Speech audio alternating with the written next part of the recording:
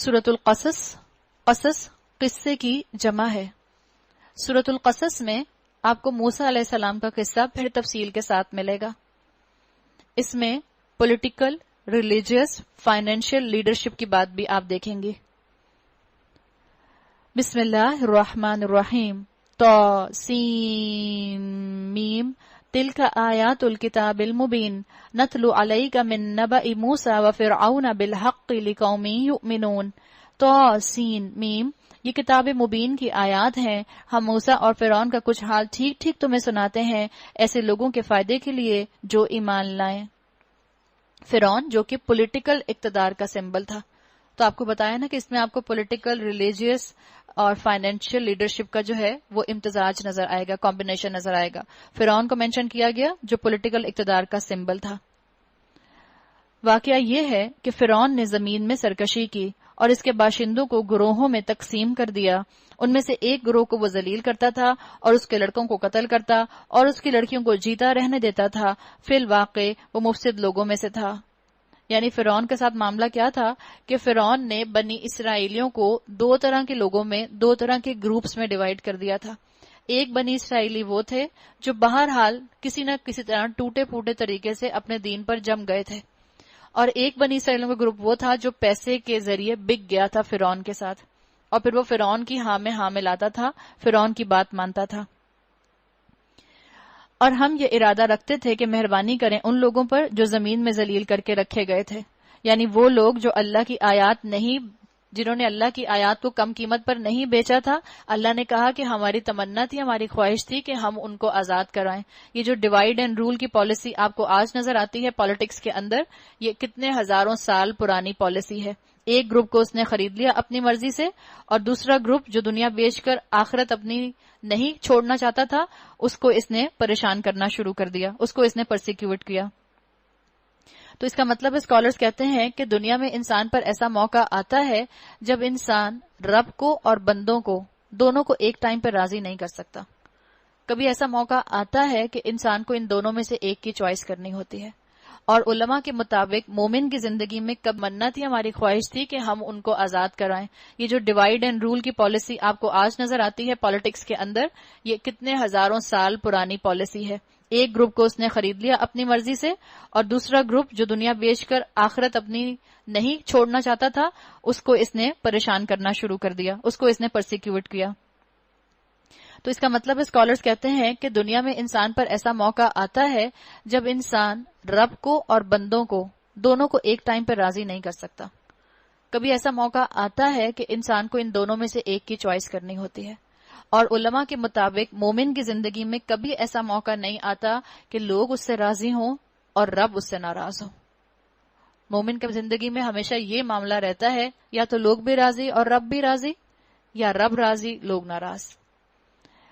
اور ہم یہ ارادہ رکھتے تھے کہ مہربانی کریں ان لوگوں پر جو زمین میں ذلیل کر کے رکھے گئے تھے، اور انہیں پیشوا بنا دیں اور انہی کو وارث بنائیں، اور زمین میں ان کو اقتدار بخشیں، اور ان سے فرعون اور حامان اور ان کے لشکروں کو وہی کچھ دکھلا دیں جس کا انہیں ڈر تھا۔ حامان کا لفظ آ گیا، حامان ان کا ریلیجیس لیڈر تھا، اور اس کا ذکر یہاں اس لیے آیا کہ اس نے کم قیمت پر اللہ کی آیات کو بیچ دیا تھا اور فرعونیوں کے ساتھ مل گیا تھا، اور ان کے لشکروں کو وہی دکھا دیں جس کا انہیں ڈر تھا۔ یعنی اللہ نے بتا دیا کہ اللہ تعالیٰ ایک دن ان کی طاقت کو ختم کر دیں گے۔ اب موسیٰ علیہ السلام کی ذاتی زندگی کی بات ہوگی۔ ہم نے موسیٰ کی ماں کو اشارہ کیا، وَأَوْحَيْنَا إِلَىٰ أُمِّ مُوسَىٰ، کہ اس کو دودھ پلا، پھر تجھے اس کی جان کا خطرہ ہو تو اسے دریا میں ڈال دے، اور کچھ خوف اور غم نہ کر، ہم اسے تیرے ہی پاس واپس لے آئیں گے اور اس کو پیغمبروں میں شامل کریں گے۔ آخرکار فرعون کے گھر والوں نے اسے دریا سے نکال لیا تاکہ وہ ان کا دشمن اور ان کے لیے سبب رنج بنے۔ اللہ تعالیٰ نے موسیٰ علیہ السلام کی والدہ کے دل میں القاء کیا، وحی کی، دل میں خیال ڈالا۔ اوحینا وحی سے مراد ہے القاء کر دیا، ان کے دل میں اشارہ کر دیا کہ یہ کام کریں۔ ان فرعون و حامان و جنودہما کانوا خاطئین، واقعی فرعون اور حامان ان کے لشکر بڑے غلط کار تھے۔ یہ جو یہاں پر حامان کا ذکر آیا ہے، اس کے بارے میں بڑی انٹرسٹنگ جو ہے آپ کو ہسٹری کے اندر ایک بات ملتی ہے. اللہ تعالیٰ نے آگے آئے گا کہ فرعون جو تھا اس نے حامان سے کہا کہ تم میرے لیے کوئی مینار بناؤ جس پر چڑھ کر میں موسیٰ کے خدا کو دیکھ لوں. اچھا، حامان کا ذکر بائبل میں بھی ملتا ہے، لیکن حامان کا ذکر جو بائبل میں ملتا ہے اس کے مطابق بائبل میں جو لکھا ہے کہ حامان فرعون کے لیے کام نہیں کرتا تھا، بلکہ ان کا کہنا ہے کہ ایک بادشاہ تھا زرکیس جس کے لیے حامان کام کیا کرتا تھا. اور زرکیس بادشاہ تاریخ کے مطابق، انسائکلوپیڈیا کے مطابق 1000 سال کے بعد آیا ہے فرعون کے. آپ کو معلوم ہوگا یہ جو اورینٹلسٹ ہوتے ہیں، جو انہوں نے اسلام کے اوپر کریٹیکل سٹڈی کی، جنہوں نے خاص طور پر قرآن کو کریٹیکلی سٹڈی کیا اور یہ دیکھا کہ ہم دیکھیں قرآن میں غلطیاں کہاں کہاں ہیں. خوب گرامر پڑھی اورینٹلسٹ نے اور پھر گرامیٹیکل مسٹیکس کو قرآن میں سے نکالنے کی کوشش کی. تو یہ 1600 کا ٹائم تھا، آلموسٹ مڈل ایرا آف 1600، جس وقت کیتھولکس کرسچنز جو سب سے پہلے اورینٹلسٹ بنے تھے. کیتھولکس کرسچنز نے سب سے پہلے یہ کام شروع کیا تھا، عربی زبان کو سیکھا، قرآن کو سیکھا اور ہسٹری کے ساتھ قرآن کو ٹیلی کرنا شروع کر دیا کہ ہم دیکھیں قرآن میں کہاں کہاں غلطیاں ہیں. تو جب انہوں نے یہ سٹڈی کی تو انہوں نے کہا کہ ہم نے قرآن میں غلطی نکال لی. وہ جیسے انداز ہوتا ہے نا، آہا ہمیں غلطی مل گئی قرآن میں. اور انہوں نے کیا غلطی نکالی؟ انہوں نے کہا کہ یہ جو بائبل ہے، بائبل جو بک آف ایسٹر ہے، اس کے اندر تو لکھا ہوا ہے کہ حامان جو تھا وہ زرکیس کے انڈر کام کرتا تھا، بادشاہ کے، اور زرکیس جو تھا وہ فرعون کے 1000 سال کے بعد آیا تھا، اور زرکیس جو تھا وہ مصر کا بادشاہ نہیں تھا، وہ بیبیلون کا بادشاہ تھا. تو انہوں نے کہا کہ یہ ہسٹوریکل انٹیگریٹی قرآن کی خراب ہے، قرآن کی نعوذ باللہ ہسٹوریکل انٹیگریٹی پر انہوں نے زد لگائی. اور ان کا کہنا تھا، آپ کو معلوم ہے کہ کرسچنز کہا کرتے تھے کہ محمد الرسول اللہ صلی اللہ علیہ وسلم نے کسی پریسٹ سے قرآن سنا اور اس کا ورژن جو ہے وہ تورات سنی اور اس کا ورژن قرآن بنا کر جو ہے وہ مسلمانوں کے سامنے پیش کر دیا. اور پھر انہوں نے کیا الزام لگایا 1600 میں کیتھولکس کرسچنز نے کہ نعوذ باللہ رسول اللہ صلی اللہ علیہ وسلم سے بتانے میں غلطی ہو گئی. حامان جو تھا وہ فرعون کا منسٹر نہیں تھا بلکہ وہ زرکیس کا منسٹر تھا. اب انٹرسٹنگ بات یہ ہے، یہ 1600 کی بات ہے جو الزام قرآن کے اوپر لگا اور جو الزام رسول اللہ صلی اللہ علیہ وسلم پر لگا. انٹرسٹنگ بات یہ ہے کہ 1800 میں ایک باڈی آف کیتھولک اسکالرشپس بنی تھی جس میں انہوں نے ہسٹری کے ساتھ اپنی بائبل کو ٹیلی کرنا شروع کیا. جوش انسائکلوپیڈیا کے ساتھ انہوں نے اپنی بائبلز کو مختلف جو ورژن تھے اس کو ٹیلی کرنا شروع کیا.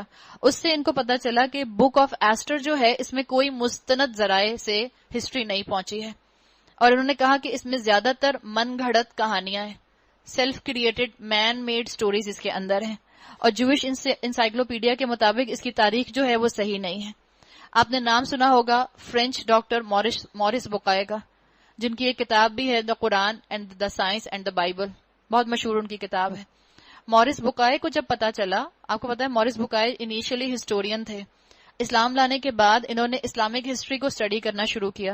ان کو پتا چلا کہ 1600 کے کیتھولکس جو اورینٹلسٹ تھے انہوں نے اسلام کے اوپر یہ الزام لگایا ہے.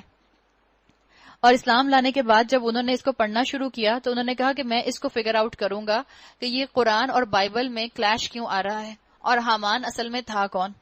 اچھا، ہوا یہ تھا کہ مصر کی جو زبان تھی جو فرعونیوں کے ٹائم پر، موسیٰ علیہ السلام کے ٹائم پر بولی جاتی تھی، وہ زبان رسول اللہ صلی اللہ علیہ وسلم کے آنے سے 2000 سال پہلے سے ایکسٹنکٹ ہو چکی تھی.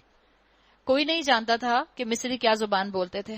اور آپ کو معلوم ہوگا کہ یہ جو مصر کی لینگویج ہے، اس لینگویج کے اندر لیٹرز اور الفابیٹس نہیں ہوتے تھے بلکہ امیجز کے ساتھ یہ لکھا کرتے تھے. جب یہ امیجز کے ساتھ لکھا کرتے تھے، ان امیجز کو ہیلوگرافکس کہتے ہیں. یہ جو ہیلوگرافکس ہوتے تھے اس کو پڑھنا کسی کو بھی نہیں آتا تھا، اس لیے کہ رسول اللہ جس دور میں آئے ہیں یہ جو ایجپٹ کی زبان تھی یہ ختم ہو چکی تھی.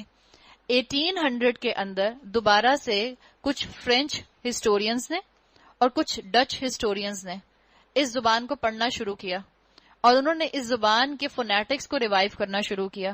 پرانی کتابوں کو نکال کے، پرانی ہسٹری کو دیکھ کے، پرانے انسائکلوپیڈیا کو دیکھ کر انہوں نے دوبارہ سے جو فرینچ اور جرمن اسکالرز تھے انہوں نے اس زبان کو ریوائیو کرنا شروع کیا اور پھر اس کو نام دیا ایجپٹولوجی کا.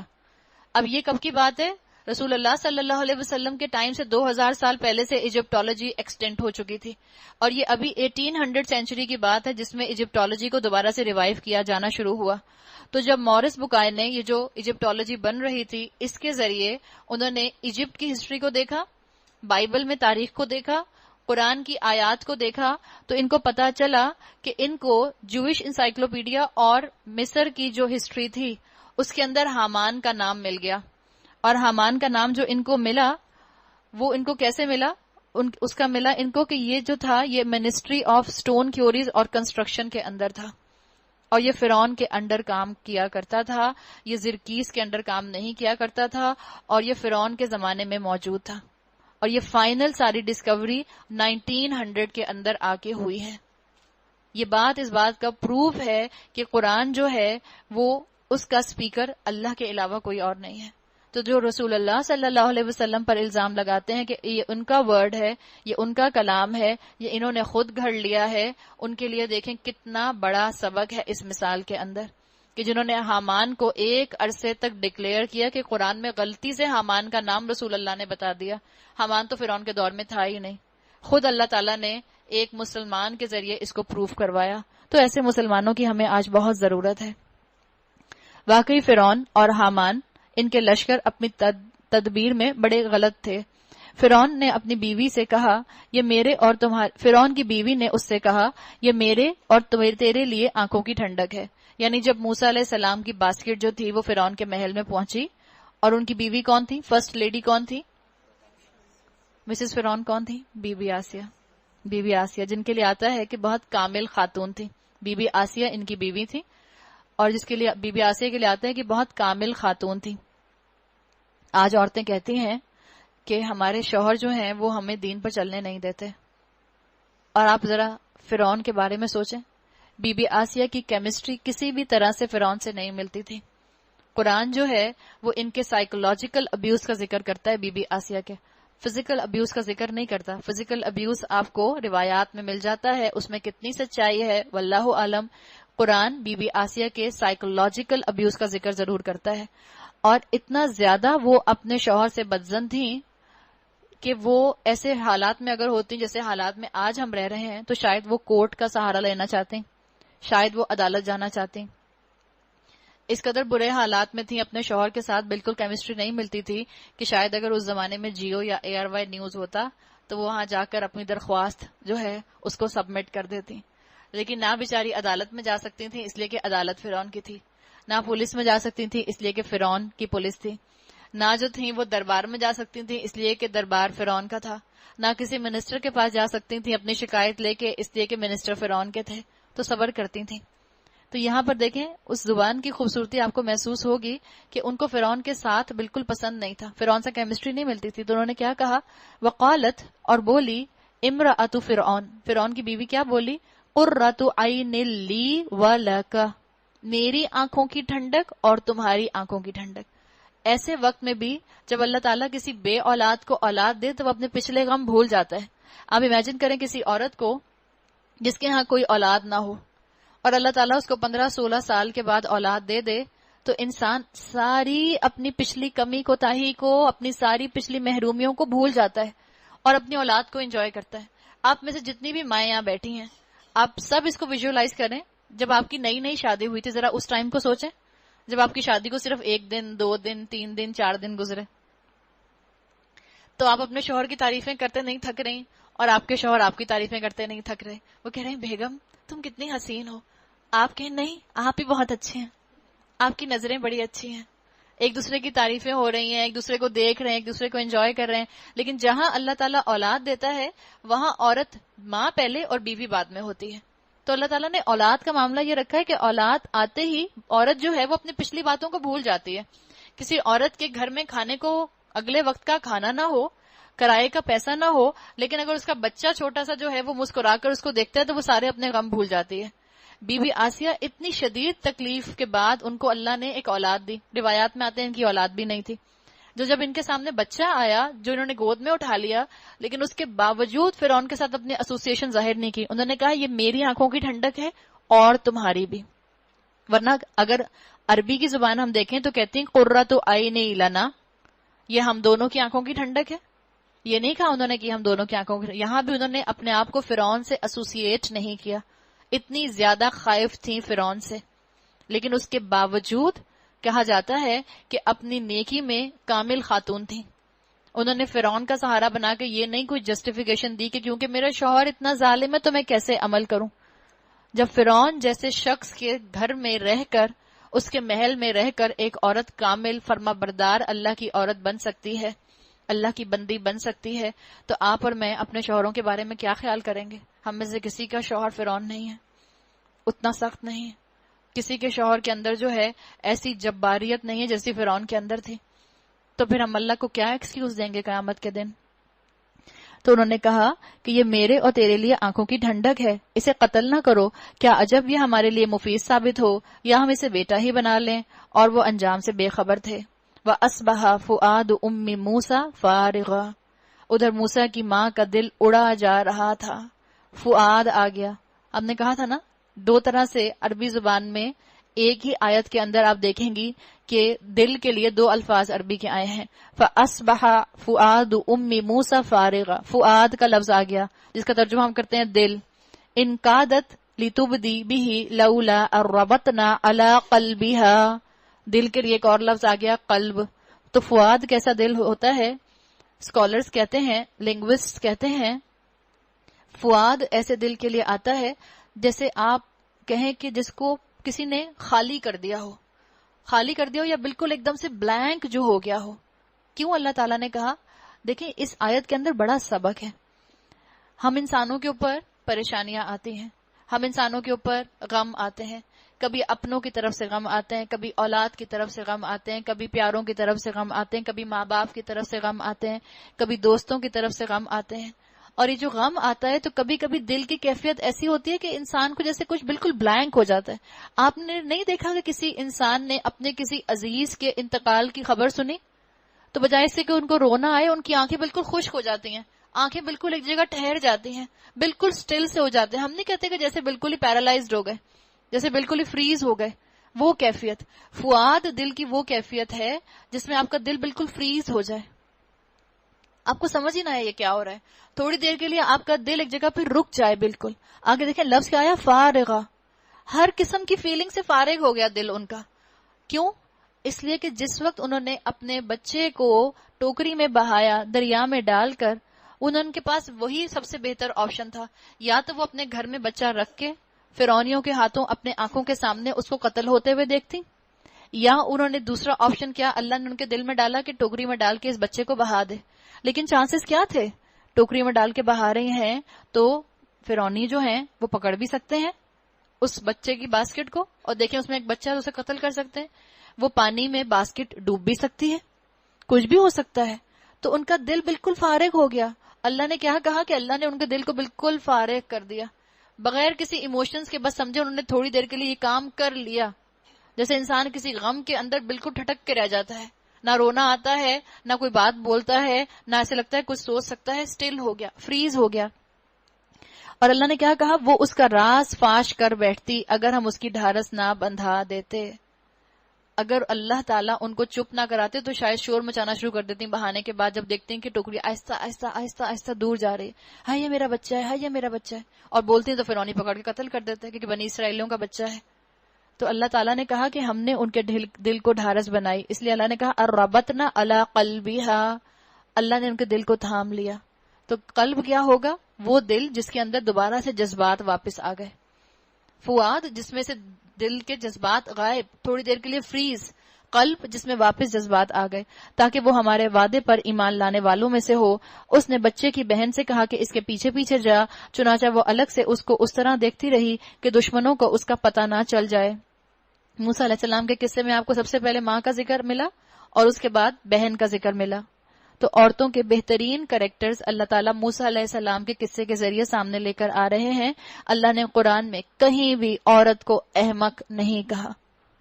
تو جو مسلمان مرد اپنی دنیا کے اندر، اپنے خاندانوں کے اندر عورت کو احمق سمجھتے ہیں، ان کو قرآن کھول کر پڑھنے کی ضرورت ہے. اور ہم نے بچے پر پہلے ہی دودھ پلانے والیوں کی چھاتیاں حرام کر رکھی تھیں. یہ حالت دیکھ کر اس لڑکی نے ان سے کہا، یعنی موسیٰ علیہ السلام کی بہن نے ان سے کہا، میں تمہیں ایسے گھر کا پتہ بتاؤں جس کے لوگ اس کی پرورش کا ذمہ لیں اور خیر خواہی کے ساتھ اسے رکھیں۔ بہن کی بے لوث محبت کا ذکر آ گیا کہ بہنیں جو ہوتی ہیں وہ بھائیوں سے بے لوث محبت کرنے والی ہوتی ہیں۔ تو سب بھائیوں کو چاہیے کہ اپنی بہن کی بہترین قدر کریں، اور خاص طور پہ کسی نے کہا کہ بھائیوں کو چاہیے کہ اپنی بڑی بہنوں کی بہت قدر کریں۔ بھائیوں کا کیا، چھوٹی بہنوں کو بھی چاہیے کہ اپنی بڑی بہنوں کی بہت قدر کریں، اس لیے کہ کسی نے کہا کہ ماں تو شاید اپنے بچوں کا بہت کرتی ہے اس ارادے کے ساتھ کہ جب میں بوڑھی ہو جاؤں گی تو میرے بچے جو ہیں وہ میری خدمت کریں گے، مجھے سنبھالیں گے، مجھے سہارا دیں گے۔ لیکن جو بڑی بہنیں بالکل ماؤں کی طرح کی ہوتی ہیں، چھوٹے بہن بھائیوں کے ساتھ محبت کا اظہار کرتی ہیں، بے لوث ہو کر کرتی ہیں، ان کے دل میں یہ خیال نہیں ہوتا کہ میں بوڑھی ہو جاؤں گی تو میرے بہن بھائی جو ہیں وہ میری خدمت میں لگ جائیں گے۔ تو بہنوں کی محبت کو یہاں پر مینشن کر دیا گیا۔ اس طرح ہم موسیٰ کو اس کی ماں کے پاس پلٹا لائے تاکہ اس کی آنکھیں ٹھنڈی ہوں اور وہ غمگین نہ ہو اور وہ جان لے کہ اللہ کا وعدہ سچا تھا، مگر اکثر لوگ اس بات کو نہیں جانتے۔ تو عورت کی عقل مندی کہ بھائی کو ماں سے جوڑ دیا۔ بہن کی ایک خوبی بتائی کہ مومنہ بہنیں کون ہوتی ہیں، جو بھائیوں کو ماؤں سے جوڑیں، ان کی اپنی بھابھیوں کی برائیاں کر کر کے اپنے بھائیوں کو اپنی ماؤں سے دور نہ کریں۔ جب موسیٰ اپنی پوری جوانی کو پہنچ گیا اور اس کا نشوونما مکمل ہو گیا تو ہم نے اسے حکم اور علم عطا کیا۔ حکمت اللہ تعالیٰ نے دی، علم ان کو دیا۔ حکمت ہی اصل میں علم کو درست رخ پر ڈالتی ہے، حکمت ہی انسان کو علم کا استعمال سکھاتی ہے، حکمت ہی ہوتی ہے جس کی وجہ سے انسان برے حالات میں سے خیر نکال لیتا ہے، حکمت ہی ہوتی ہے جس سے بدلتے حالات سے انسان فائدہ اٹھا لیتا ہے، اور حکمت ہی انسان کو مناسب موقع کے اوپر مناسب فیصلہ کرنے کی صلاحیت سکھاتی ہے۔ ہم نیک لوگوں کو ایسی ہی جزا دیتے ہیں۔ ایک روز وہ شہر میں ایسے وقت داخل ہوا جبکہ اہل شہر غفلت میں تھے۔ وہاں اس نے دیکھا کہ دو آدمی لڑ رہے ہیں، ایک اس کی اپنی قوم کا تھا، دوسرا اس کی دشمن قوم سے تعلق رکھتا تھا۔ اس کی قوم کے آدمی نے دشمن قوم والے کے خلاف اسے مدد کے لیے پکارا۔ موسیٰ نے اس کو ایک گھونسا مارا اور اس کا کام تمام کر دیا، یعنی ان انٹینشنل مرڈر ہوا تھا، قتل خطا ہوئی تھی، ارادہ نہیں تھا ان کا مارنے کا، بس انہوں نے ایک بندے کی سپورٹ میں دوسرے کو بچانے کے لیے کام کیا تھا۔ یہ حرکت سرزد ہوتے ہی موسیٰ نے کہا، قال هذا من عمل الشیطان، یہ شیطان کی کار فرمائی ہے، وہ سخت دشمن اور کھلا گمراہ کن ہے۔ پھر وہ کہنے لگا، قال ربی انی ظلمت نفسی فاغفر لی فغفر له، پھر وہ کہنے لگا، اے میرے رب میں نے اپنے نفس پر ظلم کر ڈالا، میری مغفرت فرما دے، چنانچہ اللہ نے اس کی مغفرت فرما دی، وہ غفور اور رحیم ہے۔ اس سے پتہ چلتا ہے، اسکالرز کہتے ہیں جس وقت غلطی ہو فوراً معافی مانگے، فوراً توبہ کرنے کا ایک بہترین موقع یہ بھی ہے، جس وقت غلطی ہو فوراً توبہ کر لیں۔ احادیث سے پتہ چلتا ہے، آپ صلی اللہ علیہ وسلم کی احادیث کا مفہوم ہے، آپ نے فرمایا کہ استغفار سے انسان کے اوپر خیر کے دروازے کھلتے چلے جاتے ہیں۔ اور یہ جو موسیٰ علیہ السلام نے اللہ سے مغفرت مانگی، اللہ نے کہا فغفر لہ، پہلے دیکھیں کیا آیا، انی ربی انی ظلمت نفسی فاغفر لی، فا آ گیا، اللہ فوراً انہوں نے کہا اللہ مجھے بخش دے، جیسے ہی انہوں نے فوراً کہا اللہ مجھے بخش دے، فغفر، اللہ نے اس کو فوراً بخش دیا۔ تو جب انسان اپنی بخشش اللہ سے مانگتا ہے، اللہ اسے بخش دیتا ہے۔ موسیٰ علیہ السلام کو اللہ تعالیٰ نے بخش دیا، اور دیکھیں پھر کیسے خیر کے دروازے ان کے اوپر کھلتے چلے جائیں گے۔ موسیٰ نے عہد کیا کہ اے میرے رب، یہ احسان جو تو نے مجھ پر کیا ہے، اس کے بعد میں کبھی مجرموں کا مددگار نہ بنوں گا۔ یہ ہے حکمت کہ ایک دفعہ غلطی کر لی، اب دوبارہ اس کو دہرایا نہ جائے۔ دوسرے روز وہ صبح سویرے ڈرتا اور ہر طرف سے خطرہ بھانپتا ہوا شہر میں جا رہا تھا کہ یک کیا دیکھتا ہے، وہی شخص جس نے کل اسے مدد کے لیے پکارا تھا آج پھر اسے پکار رہا ہے۔ موسیٰ نے کہا، تو بڑا ہی بہکا ہوا آدمی ہے۔ پھر جب موسیٰ نے ارادہ کیا کہ دشمن قوم کے آدمی پر حملہ کرے تو وہ پکار اٹھا، اے موسیٰ، کیا آج تو مجھے اسی طرح قتل کرنے لگا ہے جس طرح کل ایک شخص کو قتل کر چکا ہے؟ بھانڈا پھوڑ دیا اس نے سب کے سامنے۔ تو اس ملک میں جبار بن کر رہنا چاہتا ہے، اصلاح کرنا نہیں چاہتا۔ اس کے بعد ایک آدمی شہر کے پرلے سرے سے دوڑتا ہوا آیا اور بولا، وجاء رجل من اقصى المدینۃ یسعى، اور کیا بولا؟ موسیٰ علیہ السلام کو وارن کر رہا ہے، موسیٰ سرداروں میں تیرے قتل کے مشورے ہو رہے ہیں، یہاں سے نکل جا، میں تیرا خیر خواہ ہوں۔ یہ خبر سنتے ہی موسیٰ علیہ السلام ڈرتے اور سہمتے نکل کھڑے ہوئے اور انہوں نے دعا کی، قال رب نجنی من القوم الظالمین، اے میرے رب مجھے ظالموں سے بچا۔ موسیٰ علیہ السلام اسکالرز کہتے ہیں کہ اس حادثے کے لیے پریپیئر نہ تھے، ان سے تو قتل خطا ہوا تھا، تو وہ پریپیئر نہیں تھے، اس لیے فوراً انہوں نے دعا کی کہ اللہ مجھے ایسی سچویشن سے بچا لے. تو کبھی کبھی انسان کو بغیر پلاننگ کے بھی کوئی نہ کوئی قدم اٹھانا ہوتا ہے. موسیٰ علیہ السلام کے اس واقعے سے پتا چلتا ہے کہ کبھی آپ کو پلاننگ کا موقع نہ ملے تو جو اللہ نے آپ کو حکمت دی ہے اس کی روشنی میں فیصلہ کریں. کبھی کبھی کوئی Q1 سچویشن ہو جاتی ہے ٹائم مینجمنٹ کی ٹرمینالوجی کے مطابق، تو اس وقت آپ کو صحیح فیصلہ حکمت کراتی ہے. مصر سے نکل کر جب موسیٰ نے مدین کا رخ کیا تو اس نے کہا امید ہے کہ میرا رب مجھے ٹھیک راستے پر ڈال دے گا. یعنی وہ ٹینشن میں اپنے مدین کی طرف نکلے تھے، صحرا کراس کیا تھا، یہ تھوڑی انہوں نے کہا ہوگا اچھا میں اتنے لمبے سفر پر جا رہا ہوں، مصر چھوڑنا پڑے گا، مدین کی طرف جاؤں گا تو صحرا کراس کرنا پڑے گا، تو اچھے سے نائکی کے جوتے تو خرید لوں، پہلے ذرا کمفرٹیبل جوتے تو خرید لوں، ذرا بیگ تو پیک کر لوں. ان کو ان سب چیزوں کا بالکل موقع نہیں ملا، ٹینشن میں نکلے تھے اس لیے کہ ان سے قتل خطا ہوا تھا اور وہ دوبارہ نہیں چاہ رہے تھے کہ جو فرعونی ہے وہ ان کو پکڑ کے دربار میں جیل میں بند کر دیں. اپنا گھر بار چھوڑ کر آئے تھے، گھر والوں کو بتائے بغیر آئے تھے، سیل فون تو تھا نہیں کہ راستے میں فون کر کے بتاتے کہ بھئی میں بھاگ گیا ہوں، مدین کی طرف جا رہا ہوں. اور جب وہ مدین کے کنویں پر پہنچے تو اس نے دیکھا کہ بہت سے لوگ اپنے جانوروں کو پانی پلا رہے ہیں، یعنی ڈاؤن ٹاؤن کی بات ہے، اور ان سے الگ ایک طرف دو عورتیں اپنے جانوروں کو روک رہی ہیں. موسیٰ نے ان عورتوں سے پوچھا تمہیں کیا پریشانی ہے؟ انہوں نے کہا ہم اپنے جانوروں کو پانی نہیں پلا سکتی جب تک کہ یہ چرواہے اپنا جانور نہ نکال کر لے جائیں، اور ہمارے والد ایک بوڑھے آدمی ہیں. اب روایات میں آتا ہے کہ پورا سینائے ڈیزرٹ انہوں نے کراس کیا. ان کے دل میں خوف بھی تھا اس لیے کہ نئی جگہ پر جا رہے تھے، خاندان کو پیچھے چھوڑ کر جا رہے تھے. اب جس جگہ سینکڑوں میل کا سفر کر کے پہنچے ہیں تو جہاں آ کر ڈاؤن ٹاؤن پہ بیٹھے تو وہاں انہوں نے ایک سین دیکھا. کیا سین دیکھا انہوں نے؟ کہ ایک کنواں ہے، اس کنویں کے اوپر لوگ اپنی اپنی باری کے اوپر پانی لے رہے ہیں، اور ایک کونے میں دو لڑکیاں کھڑی ہیں جو کہ ایک طرح سے لگ رہا ہے کہ انتظار کر رہی ہیں. تھکے ہوئے آئے ہیں، اتنا بڑا سینائی ڈیزرٹ جو ہے وہ طے کیا ہے، اور آپ دیکھیں کہ فوراً پوچھ لیا کہ تمہیں کیا پریشانی ہے. ہم یہاں سے تھک کر جاتے ہیں، کوئی ہم سے کہے کہ سنو ذرا میرے ساتھ فلان جگہ آ جاؤ، ابھی آتے ہیں 2 منٹ میں. آپ کہ میں تھکی ہوئی ہوں، میرے میں ہمت نہیں ہے. آپ یہاں سے تھک کر جائیں، کوئی آپ کا بچہ آپ سے کہے اماں آج شام میں آپ میرے لیے یہ بنائیں، آپ کیا کہتی ہیں؟ میں تھکی ہوئی آئی ہوں، پریشان نہیں کرو مجھے، بالکل بس جو بن گیا سو بن گیا. یہ دیکھیں مومن کیسا ہوتا ہے، عمل کرنے میں تھکتا نہیں ہے. احسان کا روش ہوتی ہے نا مومن کی. تو عمل کر کے آ رہے ہیں، بھاگ دوڑ کر آ رہے ہیں، اور آپ کی اور میری طرح جو ہیں ایسے شوں کرتی ہوئی گاڑیوں میں بیٹھ کے نہیں آ رہے. پیدل سفر کیا، گھوڑا بھی نہیں ہوگا، اونٹ بھی نہیں ہوگا، تھکتے تھکاتے پہنچے ہیں، لیکن فوراً یہ نہیں کہ تھکا بلکہ دوسروں کی مدد کے لیے تیار. یہ ہوتا ہے محسن، آگے بڑھ کر عمل کرنے والا. ہمارے تو معاشرے نے ہمیں کیا سکھایا؟ لرن ٹو سے نو. ہم نے کہا آپ کو یہ سیکھنا چاہیے کہ آپ نو کر سکیں، اور ایسا ہم نے لرن ٹو سے نو کرنا سیکھا کہ بچوں کو دیکھو تو لرن نو، شوہر کو دیکھو تو نو، بیویوں کو دیکھو تو نو، اور ہر جگہ سے نو کی آواز بلند ہوتی ہے. دین کا کام کرنے کے لیے لوگوں کو بلاؤ تو کہتے ہیں نہیں سوری ٹائم نہیں ہے. اس کے بعد کیا کہتے ہیں؟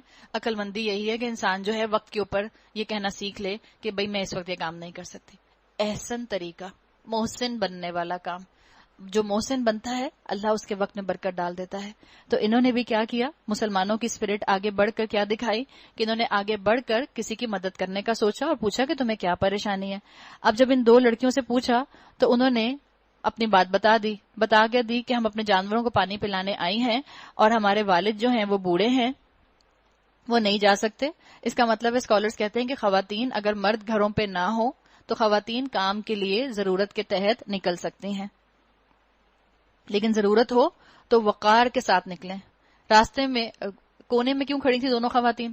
کونیاں مارتی ہوئی مردوں کے اندر کیوں نہیں چلی گئی؟ ہم کوئی برابر کے ہیں؟ ہمیں کیا ضرورت پڑی کونے میں کھڑے ہونے کی؟ ایک کونی ادھر ماری، ایک کونی ادھر ماری، اور پانی لینے کے لیے سامنے پہنچ گئی.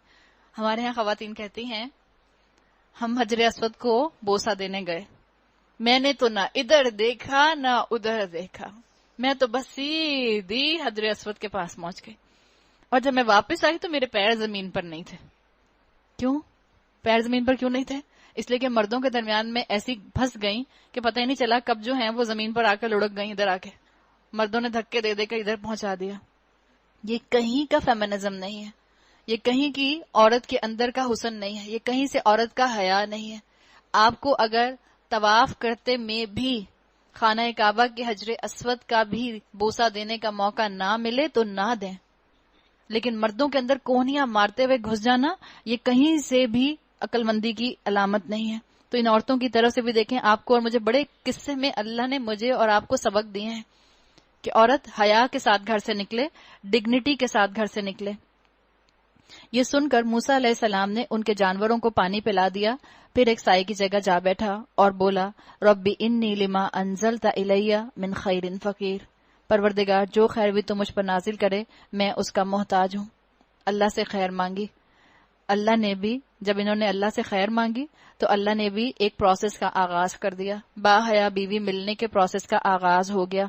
با حیا بیوی، عقل مند بیوی، محبت کرنے والی بیوی دنیا کی بہترین متاع ہوتی ہے، دنیا کا بہترین سامان ہے. تو کیا ہوا، کچھ دیر نہ گزری تھی، یہ جو دعا ہے ربی انی لما انزلت الی من خیر فقیر، بہت ہی جامع دعا ہے.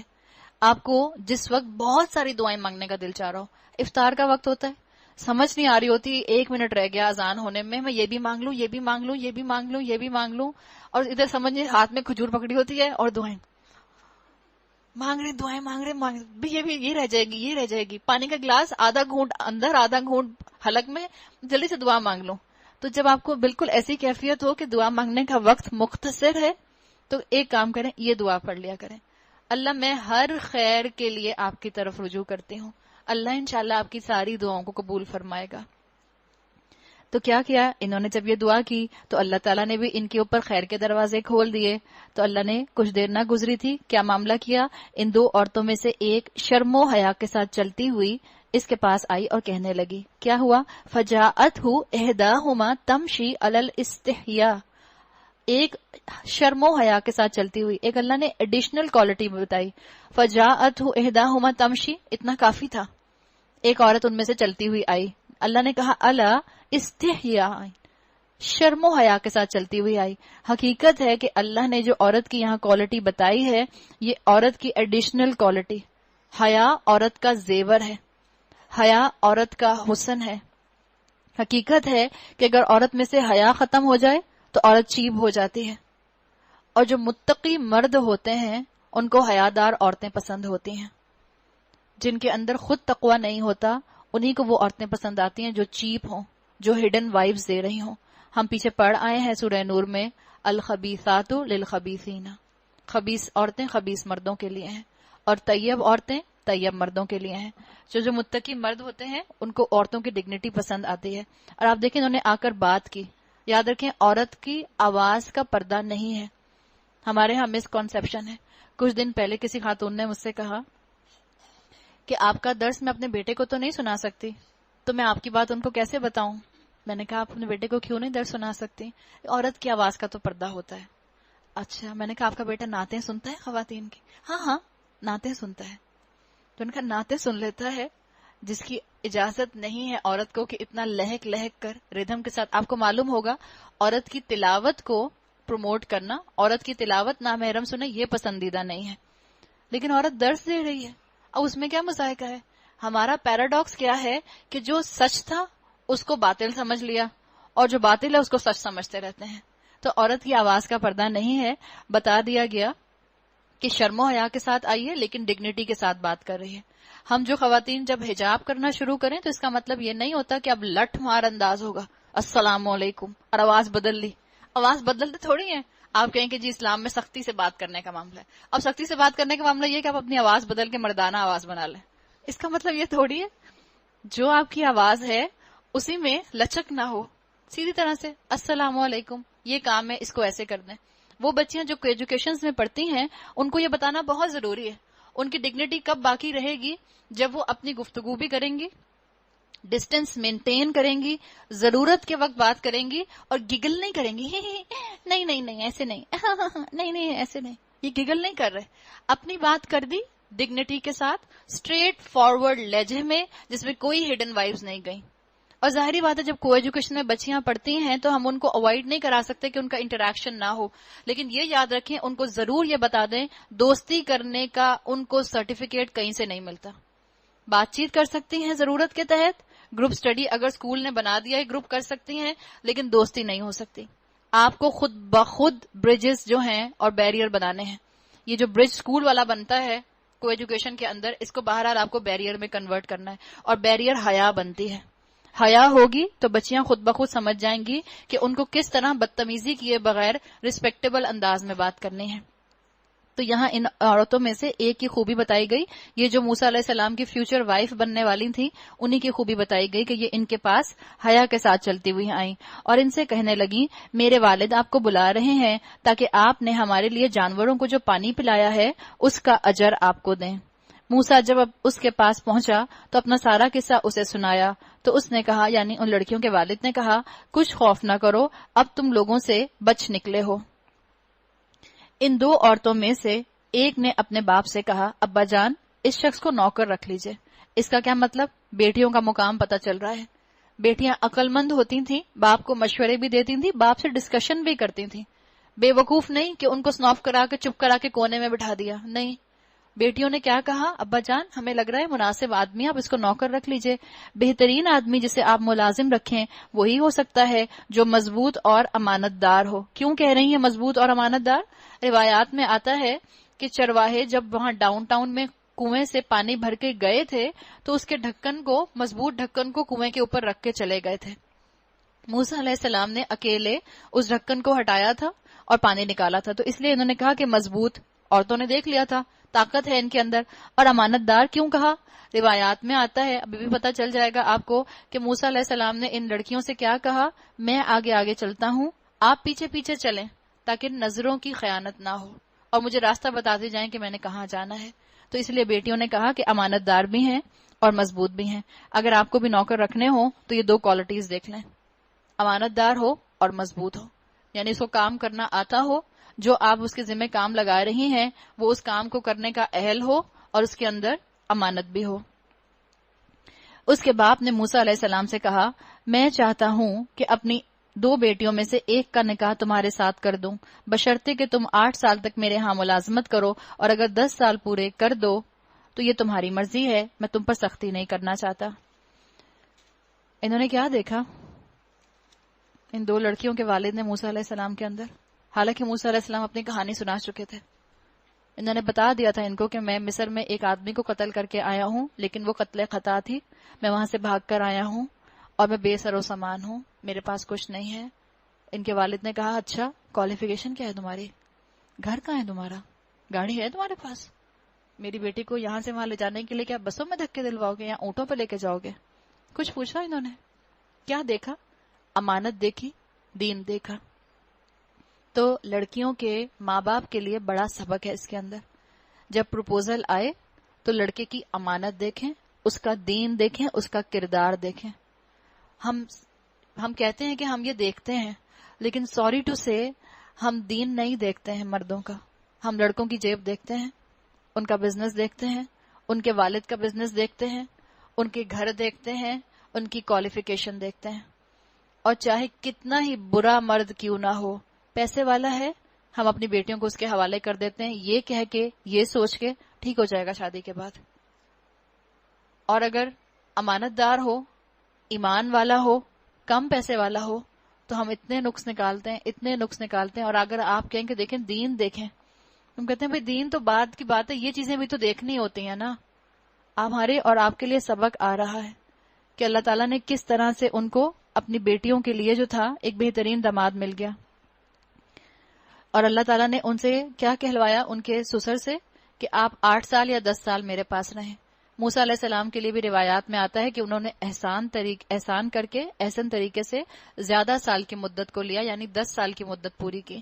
تو دامادوں کے لیے بھی ایک کوالٹی آ رہی ہے کہ داماد جو ہیں وہ بہترین طریقے سے اپنے سسرال میں عمل کریں. تم انشاءاللہ مجھے نیک آدمی پاؤ گے. موسیٰ علیہ السلام نے جواب دیا، یہ بات میرے اور آپ کے درمیان طے ہو گئی. ان دونوں مدتوں میں سے جو بھی میں پوری کر دوں، اس کے بعد پھر کوئی مجھ پر زیادتی نہ ہو، اور جو قول و قرار ہم کر رہے ہیں اللہ اس پر نگران ہے. اور باپ نے بیٹی کی بات مان کے موسیٰ علیہ السلام کو نوکری بھی دے دی اور اپنا داماد بھی بنا لیا. کوئی ڈگری نہیں مانگی، کوئی خاندان نہیں پوچھا، تمہارا خاندان کیا یہ بھی نہیں پوچھا. عقل مند باپ ہیں، دین دیکھ رہے ہیں. جب موسیٰ نے مدت پوری کر دی اور اپنے اہل و عیال کو لے کر چلے تو طور کی جانب سے ان کو ایک آگ نظر آئی. اب ٹو کٹ اٹ شارٹ، کہانی چھوٹی کر دی، موسیٰ علیہ السلام نے 10 سال گزار لیے مدین میں، اب اپنے خاندان والوں کو لے کر مصر کی طرف واپس آ رہے ہیں۔ جب آ رہے ہیں تو انہوں نے تور کی جانب ایک آگ دیکھی۔ اس نے اپنے گھر والوں سے کہا ٹھہرو، میں نے ایک آگ دیکھی ہے، شاید میں وہاں سے کوئی خبر لے آؤں یا اس آگ سے کوئی انگارہ ہی اٹھا لاؤں جس سے تم تاپ سکو۔ وہاں پہنچا تو وادی کے داہنے کنارے پر مبارک خطے میں ایک درخت سے پکارا گیا، اے موسیٰ، میں ہی اللہ ہوں، سارے جہان والوں کا مالک، اور حکم دیا گیا پھینک دے اپنی لاٹھی۔ لینے کیا گئے تھے؟ آگ۔ مل گئی پیغمبری۔ تو اللہ بہتر جانتا ہے کہ اللہ کس کو کہاں کس مقصد سے بھیج رہا ہے۔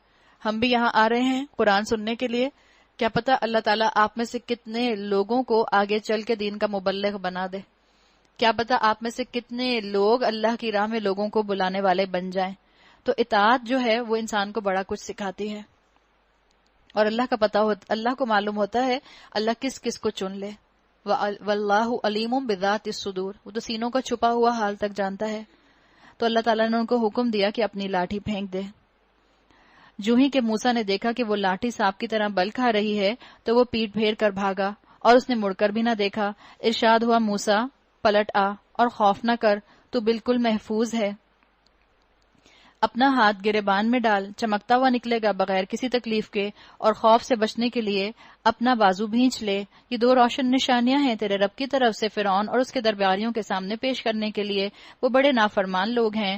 موسیٰ نے عرض کیا میرے آقا، میں تو ان کا آدمی قتل کر چکا ہوں، ڈرتا ہوں کہ مجھے مار ڈالیں گے، اور میرا بھائی مجھ سے زیادہ زبان آور ہے، اسے میرے ساتھ مددگار کے طور پر بھیج دے تاکہ وہ میری تائید کرے، مجھے اندیشہ ہے کہ وہ لوگ مجھے جھٹلائیں گے۔ تو بتا دیا انہوں نے کہ دین کے کام پر جب انسان آ جائے تو اس کو ہمت کرنی چاہیے۔ موسیٰ علیہ السلام بھی یہاں پر انکار نہیں کر رہے، بلکہ کیا کر رہے ہیں؟ سپورٹ مانگ رہے ہیں کہ اللہ تعالیٰ تم میری مدد کے لیے میرے بھائی کو میرے ساتھ بھیج دے۔ فرمایا ہم تیرے بھائی کے ذریعے تیرا ہاتھ مضبوط کریں گے اور تم دونوں کو ایسی سطوت بخشیں گے کہ وہ تمہارا کچھ نہ بگاڑ سکیں گے۔ ہماری نشانیوں کے زور سے غلبہ تمہارا اور تمہارے ہی فالوورز کا ہوگا۔ پھر جب موسیٰ نے ان لوگوں کے پاس ہماری کھلی کھلی نشانیاں دکھائیں تو انہوں نے کہا یہ کچھ نہیں ہے مگر بناوٹی جادو، یہ باتیں تو ہم نے اپنے باپ دادا کے زمانے میں کبھی سنی ہی نہیں۔ موسیٰ نے جواب دیا میرا رب اس شخص کے حال سے خوب واقف ہے جو اس کی طرف ہدایت لے کر آیا ہے، اور وہی بہتر جانتا ہے کہ آخری انجام کس کا اچھا ہونا ہے۔ انہ لا یفلح الظالمون، حق یہ ہے کہ ظالم کبھی فلاح نہیں پایا کرتے۔ اور فرعون نے کہا یا ایھا الملأ، اے دربار اہل دربار، ما علمت لکم من الہ غیری، میں تو اپنے سوا تمہارے کسی خدا کو نہیں جانتا۔ فاوقد لی یا ہامان علی الطین فاجعل لی صرحا لعلی اطلع الی الہ موسیٰ۔ حامان کا ذکر آ گیا۔ اب آپ کے ذہن میں حامان کی ساری سٹوری گھوم جائے گی۔ کیوں حامان سے کہا تھا ذرا اینٹیں پکوا کر میرے لیے ایک اونچی عمارت تو بنواؤ، شاید کہ اس پر چڑھ کر میں موسیٰ کے خدا کو دیکھ سکوں۔ منسٹر آف سٹونز تھا، کنسٹرکشن تھا، اسی لیے حامان کو کہا گیا۔ لیکن آپ فرعون کی ایروگنس دیکھیں، میرا خیال ہے آئی تھنک سو میں اس پر چڑھ کر موسیٰ کے رب کو دیکھ لوں گا۔ وَإِنِّي لَأَظُنُّهُ مِنَ الْكَاذِبِينَ، اور میں تو اس کو جھوٹا ہی سمجھتا ہوں۔ اس نے کہا کہ جب مجھے اپنا فائدہ نظر نہیں آ رہا تو موسیٰ کو میرا فائدہ نظر کیسے آ گیا کہ مجھے ایک رب پر ایمان لانے کے لیے کہہ رہا ہے؟ جب مجھے اللہ نظر نہیں آ رہا تو موسیٰ کو نظر کیسے آ گیا؟ تو دین کا مذاق اڑا رہا ہے، موسیٰ علیہ السلام کا مذاق اڑا رہا ہے۔ دین کا مذاق نہیں بنانا چاہیے، یہ چیز مجھے اور آپ کو بار بار قرآن کے ذریعے بتائی جا رہی ہے۔ حامان کا ذکر تقریباً 6 مرتبہ آپ کو مل جائے گا جو آتا ہے۔ اس نے اور اس کے لشکروں نے زمین میں بغیر کسی حق کے اپنی بڑائی کا گمنڈ کیا اور سمجھے کہ انہیں کبھی ہماری طرف پلٹنا نہیں ہے۔ آخرکار ہم نے اسے اور اس کے لشکروں کو پکڑا اور سمندر میں پھینک دیا۔ اب دیکھ لو کہ ان ظالموں کا کیسا انجام ہوا۔ ہم نے انہیں جہنم کی طرف دعوت دینے والے پیش رو بنا دیا، اور قیامت کے روز وہ کہیں سے کوئی مدد نہ پا سکیں گے۔ ہم نے اس دنیا میں ان کے پیچھے لعنت لگا دی، اور قیامت کے روز وہ بڑی خرابی میں مبتلا ہوں گے۔ پچھلی نسلوں کو ہلاک کرنے کے بعد ہم نے موسیٰ کو کتاب عطا کی، لوگوں کے لیے بصیرتوں کا سامان بنا کر، ہدایت اور رحمت بنا کر، کس لیے لعلہم یتذکرون، شاید لوگ سبق حاصل کریں۔ اے نبی صلی اللہ علیہ وسلم، تم اس وقت مغربی گوشے میں موجود نہ تھے جب ہم نے موسیٰ کو یہ فرمان شریعت عطا کیا، وما کنت من الشاہدین، اور نہ تم شاہدین میں شامل تھے، بلکہ اس کے بعد تمہارے زمانے تک ہم بہت سی نسلیں اٹھا چکے ہیں اور ان پر بہت زمانہ گزر چکا ہے۔ تم اہل مدین کے درمیان بھی موجود نہ تھے کہ ان کو ہماری آیات سنا رہے ہوتے، ہم اس وقت کی خبریں بھیجنے والے ہم ہیں۔ وما کنت بجانب الطور، اور تم طور کے دامن میں بھی اس وقت موجود نہ تھے جب ہم نے موسیٰ کو پہلی مرتبہ پکارا تھا، مگر یہ تمہارے رب کی رحمت ہے کہ تم کو یہ معلومات دی جا رہی ہیں تاکہ تم ان لوگوں کو متنبع کرو جن کے پاس تم سے پہلے کوئی متنبع کرنے والا نہیں آیا، شاید کہ وہ ہوش میں آئے۔ کتنی مرتبہ فرمایا گیا کہ آپ وہاں موجود نہ تھے، آپ وہاں موجود نہ تھے، اس کے باوجود ہم مسلمان انسسٹڈ ہوتے ہیں کہ اللہ کے رسول حاضر ہو جاتے ہیں۔ سلام پڑھا جاتا ہے میلادوں کے اندر، کیا سوچ کر پڑھا جاتا ہے؟ کیا عقیدہ ہوتا ہے پیچھے؟ کیا کریڈ ہوتا ہے کہ اللہ کے رسول آتے ہیں؟ اللہ کے رسول کے لیے تعظیماً ہم کھڑے ہو جاتے ہیں، اور جو سلام پڑھتے میں کھڑے نہ ہو وہ گستاخ رسول کہلاتا ہے۔ اللہ کے رسول صلی اللہ علیہ وسلم نے اپنی زندگی میں پسند نہیں فرمایا کہ جب آپ کسی محفل میں داخل ہوں اور صحابہ آپ کے لیے کھڑے ہو جایا کریں۔ کہاں کہ ہم ان کے دنیا سے جانے کے بعد یہ ازیوم کرتے ہیں کہ اللہ کے رسول آ جاتے ہیں۔ یہ اللہ کی صفت ہے، اللہ ہر جگہ حاضر ہوتا ہے۔ اگر ربیع الاول کے مہینے میں 5000 جگہوں پر میلاد ہو رہا ہے تو کیا سمجھا جاتا ہے؟ اللہ کے رسول صلی اللہ علیہ وسلم ایٹ اے ٹائم ان 5000 جگہوں پر موجود ہوتے ہیں۔ یہ شرک نہیں ہے تو اور کیا ہے؟ ہم نے شرک کی کیٹیگری میں شرک فی الصفات پڑھا تھا کہ شرک فی الصفات کب ہوتا ہے؟ جب یا اللہ کو گرا کر اس کے درجے سے مخلوق کی صفات میں سے کسی صفت کا مالک بنا دیا جاتا ہے، یا مخلوقات میں سے کسی کو ایلیویٹ کر کے اللہ کی صفت کے برابر لا کر رکھ دیا جاتا ہے، تو شرک فی الصفات ہوتا ہے۔ اگر اللہ کے رسول صلی اللہ علیہ وسلم کو ہر جگہ پر حاضر اور موجود جانا اور اس بات پر انسسٹ بھی کیا کہ اللہ کے رسول آتے ہیں، تو یہ بہت بڑا شرک فی الصفات کا انسان نے جو ہے اپنے ہاتھوں پر بیڑا اٹھا لیا۔ اور یہ ہم نے اس لیے کیا کہ کہیں ایسا نہ ہو کہ ان کے اپنے کیے کرتوتوں کی بدولت کوئی مصیبت جب ان پر آئے تو وہ کہیں اے پروردگار تو نے کیوں نہ ہماری طرف کوئی رسول بھیجا کہ ہم تیری آیات کی پیروی کرتے، فنتبع آیاتک، اور اہل ایمان میں سے ہوتے۔ اللہ تعالیٰ نے بنو اسماعیل کے اوپر حجت تمام کر دی، اس لیے کہ اتنے سالوں سے ان کے درمیان میں کوئی رسول نہیں آیا تھا، تو اللہ تعالیٰ نے رسول اللہ صلی اللہ علیہ وسلم کو ان کے درمیان میں بھیج کر ان پر حجت تمام کی، ان کو تاریخ کی ساری باتوں کی حقیقت کھول دی، شاید کہ یہ لوگ جو ہیں پلٹ آئیں۔ مگر جب ہمارے ہاں سے حق ان کے پاس آ گیا تو وہ کہنے لگے کیوں نہ دیا گیا اس کو وہی کچھ جو موسیٰ کو دیا گیا تھا؟ کیا یہ لوگ اس کا انکار نہیں کر چکے ہیں جو اس سے پہلے موسیٰ کو دیا گیا تھا؟ انہوں نے کہا قالوا سحران تظاہرا، دونوں جادو ہیں۔ دونوں جادو مطلب انہوں نے کہا قرآن بھی جادو، تورات بھی جادو، جو ایک دوسرے کی مدد کرتے ہیں، اور کہا ہم کسی کو نہیں مانتے۔ ایروگنس والا مائنڈ سیٹ، کسی چیز پر ہمیں فخر نہیں ہے۔ ایک جسچر آپ کو نظر آئے گا ایک مائنڈ سیٹ انکار کرنے والے کا۔ اے نبی صلی اللہ علیہ وسلم فَأْتُوا بِكِتَابٍ مِّنْ عِنْدِ اللَّهِ هُوَ أَهْدَىٰ مِنْهُمَا أَتَّبِعْهُ إِن كُنتُمْ صَادِقِينَ، ان سے کہو اچھا تو لاؤ اللہ کی طرف سے کوئی کتاب جو ان دونوں سے زیادہ ہدایت بخشنے والی ہو، اگر تم سچے ہو میں اسی کی پیروی اختیار کروں گا۔ اب اگر وہ تمہارا یہ مطالبہ پورا نہیں کرتے تو سمجھ لو کہ دراصل یہ اپنی خواہشات کے پیرو ہیں، اور اس شخص سے بڑھ کر گمراہ کون ہوگا جو خدائی ہدایت کے بغیر بس اپنی خواہشات کی پیروی کرے۔ خواہشات شریعت کے دائرے کے اندر اندر انسان کے پوری ہونے چاہیے۔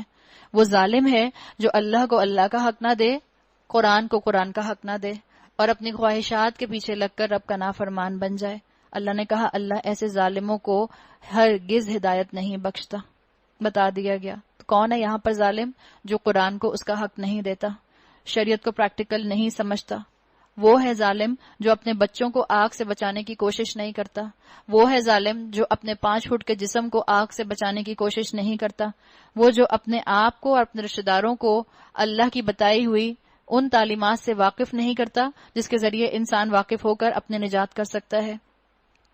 اور نصیحت کی بات پے در پے اور نصیحت کی بات پے در پے ہم انہیں پہنچا چکے ہیں تاکہ وہ غفلت سے بیدار ہوں۔ جن لوگوں کو اس سے پہلے ہم نے کتاب دی تھی وہ اس قرآن پر ایمان لاتے ہیں، اور جب یہ ان کو سنایا جاتا ہے تو وہ کہتے ہیں ہم اس پر ایمان لائے، یہ واقعی حق ہے ہمارے رب کی طرف سے، ہم تو پہلے ہی سے مسلمان ہیں۔ اِنَّا كُنَّا مِن قَبْلِهِ مُسْلِمِينَ، یہ وہ لوگ ہیں جنہیں ان کا اجر دوبارہ دیا جائے گا۔ یعنی اہل کتاب کا ذکر ہے، یہود و نصارہ میں وہ لوگ جنہوں نے اپنی کتابوں پر یقین رکھا، اپنی شریعت پر عمل کیا، اور جب اللہ کے رسول صلی اللہ علیہ وسلم قرآن لے کر آئے اس پر بھی ایمان لائے اور عمل کیا، تو دوہرا اجر ہے ان کے لیے اس ثابت قدمی کے بدلے جو انہوں نے دکھائی۔ وَيَدْرَؤُونَ بِالْحَسَنَةِ السَّيِّئَةَ وَمِمَّا رَزَقْنَاهُمْ يُنْفِقُونَ، اور وہ برائی کو بھلائی سے دفع کرتے ہیں اور جو کچھ رزق ہم نے ان کو دیا ہے اس میں سے خرچ کرتے ہیں۔ وَإِذَا سَمِعُوا اللَّغْوَ أَعْرَضُوا عَنْهُ، اور جب انہوں نے بےہودہ بات سنی تو یہ کہہ کر اس سے کنارہ کش ہو گئے، ہمارے اعمال ہمارے لیے، تمہارے اعمال تمہارے لیے، تم کو سلام ہے، ہم جاہلوں کا سا طریقہ اختیار کرنا نہیں چاہتے۔ اے نبی صلی اللہ علیہ وسلم، تم جسے چاہو اسے ہدایت نہیں دے سکتے۔ بتا دیا گیا ذریعہ بن سکتا ہے انسان کسی کی ہدایت کا، دوسروں کی ہدایت کا، لیکن ٹھونس نہیں سکتا ہدایت کو، مگر اللہ جسے چاہتا ہے ہدایت دیتا ہے، اور وہ ان لوگوں کو خوب جانتا ہے جو ہدایت قبول کرنے والے ہیں۔ بتا دیا گیا دنیا مفت کی بانٹ ہے، آخرت مفت کی بانٹ نہیں ہے۔ اللہ نے دنیا تو فرعون جیسے کو بھی دے دی تھی، کتنا اللہ کا نافرمان تھا، لیکن اللہ آخرت ایسے نہیں دیتا۔ دنیا اللہ کافر کو بھی دے دیتا ہے، منافق کو بھی دے دیتا ہے، ظالم کو بھی دے دیتا ہے، مفسد کو بھی دے دیتا ہے، اس لیے کہ دنیا کی ویلیو اللہ کی نظر میں مچھر کے پر کے برابر بھی نہیں ہے۔ وہ کہتے ہیں اگر ہم تمہارے ساتھ اس ہدایت کی پیروی اختیار کر لیں تو اپنی زمین سے اچک لیے جائیں گے، یعنی انسیکیورٹیز ہیں ان کو، جیسے مکہ والوں کو انسیکیورٹی تھی، مکہ والوں کو خوف تھا کہ اگر ہمارے بت ہٹ گئے تو ہماری تجارت ٹھپ ہو جائے گی، اسی طرح لوگوں کو یہ انسیکیورٹی ہوتی ہے کہ اگر ہم دین پر آ گئے تو ہو سکتا ہے ہمارا کاروبار ویسا کامیاب نہ رہے، ہو سکتا ہے ویسے خوبصورت نہ لگیں، ہو سکتا ہے ویسے پاپولر نہ رہیں، ہو سکتا ہے ہمیں ویسے دنیا میں انجوائمنٹ کا موقع نہ ملے۔ تو بتا دیا گیا کہ اندیشوں پر مت چلو۔ کیا یہ واقعہ نہیں ہے کہ ہم نے ایک پر امن حرم کو ان کے لیے جائے قیام بنا دیا جس کی طرف ہر طرح کے ثمرات کھینچے چلے آتے ہیں ہماری طرف سے رزق کے طور پر، مگر ان میں سے اکثر لوگ جانتے نہیں۔ کتنی ہی ایسی بستیاں ہم تباہ کر چکے ہیں جن کے لوگ اپنی معیشت پر اترا گئے۔ یہاں پہ الفاظ کیا آئے ہیں؟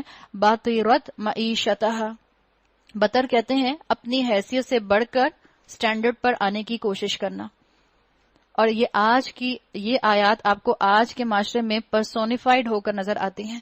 اگر آپ قرآن کے لینس سے آج کے حالات کو دیکھیں تو آپ کو لگے گا کہ جیسے یہ آیات آج ہی کے حالات کے لیے اتری ہیں۔ باطرت معیشتہ، لونز لے کر دنیا کے سٹینڈرڈ کو بلند کرنا۔ آج اتنا ریئل اسٹیٹ جو کریش ہوا ہے تو لگتا ہے جیسے آج ہی کی بات ہے۔ آج انسان کیا چاہتا ہے؟ فلاں علاقے میں رہیں چاہے لون لے کر رہنا پڑے، فلاں علاقے میں رہیں چاہے چھوٹے سے گھر میں رہنا پڑے۔ کیوں؟ اس لیے کہ سٹینڈرڈ ایک ڈیولپ ہوگا۔ قرآن جو ایسی کتاب ہے جس کو کوئی آج تک آؤٹ گرو نہیں کر سکا، قرآن ایک واقعی زندہ کتاب ہے۔ قرآن نے ایسے لگ رہا ہے آج کی معیشت کا ذکر کر دیا ہے، آج کی مینٹیلٹی کا ذکر کر دیا ہے۔ سو دیکھ لو وہ ان کے مسکن پڑے ہوئے ہیں جن میں ان کے بعد کم ہی کوئی بسا، آخر کار ہم ہی وارث ہو کر رہے۔ اور تیرا رب بستیوں کو ہلاک کرنے والا نہ تھا جب تک کہ ان کے مرکز میں ایک رسول نہ بھیج دیتا جو ان کو ہماری آیات سناتا، اور ہم بستیوں کو ہلاک کرنے والے نہ تھے جب تک کہ ان کے رہنے والے ظالم نہ ہو جاتے۔ تم لوگوں کو جو کچھ بھی دیا گیا ہے وہ محض دنیا کی زندگی کا سامان ہے اور اس کی زینت ہے، اور جو کچھ اللہ کے پاس ہے وما عند اللہ خیر وابقا افلا تعقلون، اور جو کچھ اللہ کے پاس ہے وہ اس سے بہتر ہے اور باقی تر ہے۔ ساری دنیا کچھ نہیں ہے۔ کسی نے کہا کہ اگر ہمیشہ رہنے والی مٹی کے مقابلے میں آپ کو عارضی سونا بھی دینا پڑے تو دے دیں، آپ ہمیشہ رہنے والی مٹی لینا پسند کریں اس عارضی سونے کے مقابلے میں جو آج نہیں تو کل ختم ہو جائے گا۔ حضرت علی رضی اللہ عنہ کا قول ہے کہ مجھے تمہاری دنیا سے کیا پرواہ جس کے حلال پر حساب اور حرام پر عذاب ہو۔ اللہ نے کہا افلا تعقلون، کیا تم عقل سے کام نہیں لیتے؟ بتا دیا گیا کہ یہ دنیا دل لگانے کی جگہ نہیں ہے۔ بارک اللہ لی ولکم فی القرآن الحکیم ونفعنی۔ آیت نمبر 61 سے شروع کریں گے۔ افمن وعدناہ وعدا حسنا فہو لاقیہ کمن متعناہ متاع الحیاۃ الدنیا ثم هو یوم القیامت من المحضرین، بھلا وہ شخص جس سے ہم نے اچھا وعدہ کیا ہو اور وہ اسے پانے والا ہو، کبھی اس شخص کی طرح ہو سکتا ہے جسے ہم نے صرف حیات دنیا کا سر و سامان دے دیا ہو اور پھر وہ قیامت کے روز سزا کے لیے پیش کیا جانے والا ہو۔ اور بھول نہ جائیں یہ لوگ اس دن کو جبکہ وہ ان کو پکارے گا اور پوچھے گا کہاں ہیں میرے وہ شریک جن کا تم گمان رکھتے تھے؟ یہ قول جن پر چشمہ ہوگا وہ کہیں گے اے ہمارے رب، بے شک یہی لوگ ہیں جن کو ہم نے گمراہ کیا تھا، انہیں ہم نے اسی طرح گمراہ کیا جیسے ہم خود گمراہ ہوئے تھے۔ اغویناہم کما غوینا، یعنی ایک نسل دوسری نسل کے اوپر بلیم گیم کرے گی، ایک نسل دوسری نسل کو کہے گی کہ اس نے ہمیں گمراہ کیا تھا، ہم آپ کے سامنے برات کا اظہار کرتے ہیں، یہ ہماری تو بندگی نہیں کرتے تھے۔ جن کی بندگی کیا کرتے تھے یعنی جن کی انسسٹر ورشپ کرتے تھے، جن آباء و اجداد کے طریقوں کو فالو کر کے اللہ کو نافرمان کیا تھا، اللہ کی نافرمانی کی تھی، وہی آباء و اجداد قیامت کے دن ان سے لا تعلقی کا اظہار کر دیں گے۔ پھر ان سے کہا جائے کہ پکارو اب اپنے ٹھہرائے ہوئے شریکوں کو، یہ انہیں پکاریں گے مگر ان کو کوئی جواب نہ دیں گے۔ بتا دیا جائے جیسے کوئی آپ فون کرتے ہیں تو کوئی ریکارڈڈ میسج چھوڑ دیتا ہے، یہ جواب دینے کی سکت بھی نہیں رکھتے ہوں گے، یہ پوچھیں گے اور ان کو کوئی جواب نہ ملے گا، کوئی رسپونڈ نہ کریں گے، اور یہ لوگ عذاب دیکھ لیں گے، کاش یہ ہدایت اختیار کرنے والے ہوتے۔ ان کو کیا چیز کھا گئی؟ ان کو عذاب نے کھایا اس لیے کہ یہ پیپل کانشیس لوگ تھے، گاڈ کانشیس بنتے، اللہ کے احکامات کو زندگی میں لاتے تو ان کو اس نقصان کا سامنا نہ کرنا پڑتا۔ لیکن ہم کیا کریں کہ ہمارا بھی یہی حال ہے کہ ہم قرآن میں عذاب رسیدہ بستیوں کا سنتے ہیں اور پڑھتے ہیں، ہم قرآن میں ان عذاب والی امتوں کا پڑھتے ہیں جنہوں نے آباء و اجداد کو فالو کیا اور اسلام کی تعلیمات آنے کے باوجود اپنا عمل نہ بدلا، اور اس کے باوجود ہم قرآن پڑھ پڑھ کے پھر خاندان کے اندر، خاندان کی رسوم و رواج کے اندر اپنے آپ کو انٹیکٹ رکھتے ہیں اور اپنا رویہ نہیں بدلتے۔ اور فراموش نہ کریں یہ لوگ وہ دن جبکہ وہ ان کو پکارے گا اور پوچھے گا جو رسول بھیجے گئے تھے انہیں تم نے کیا جواب دیا تھا، اس وقت کوئی جواب ان کو نہ سوجھے گا اور نہ یہ آپس میں ایک دوسرے سے پوچھ ہی سکیں گے۔ البتہ جس نے آج توبہ کر لی اور ایمان لے آیا اور نیک عمل کیے، فَعَسَىٰ أَن يَكُونَ مِنَ الْمُفْلِحِينَ، تو یہ توقع ہو سکتی ہے کہ وہ فلاح پانے والوں میں شامل ہو جائیں۔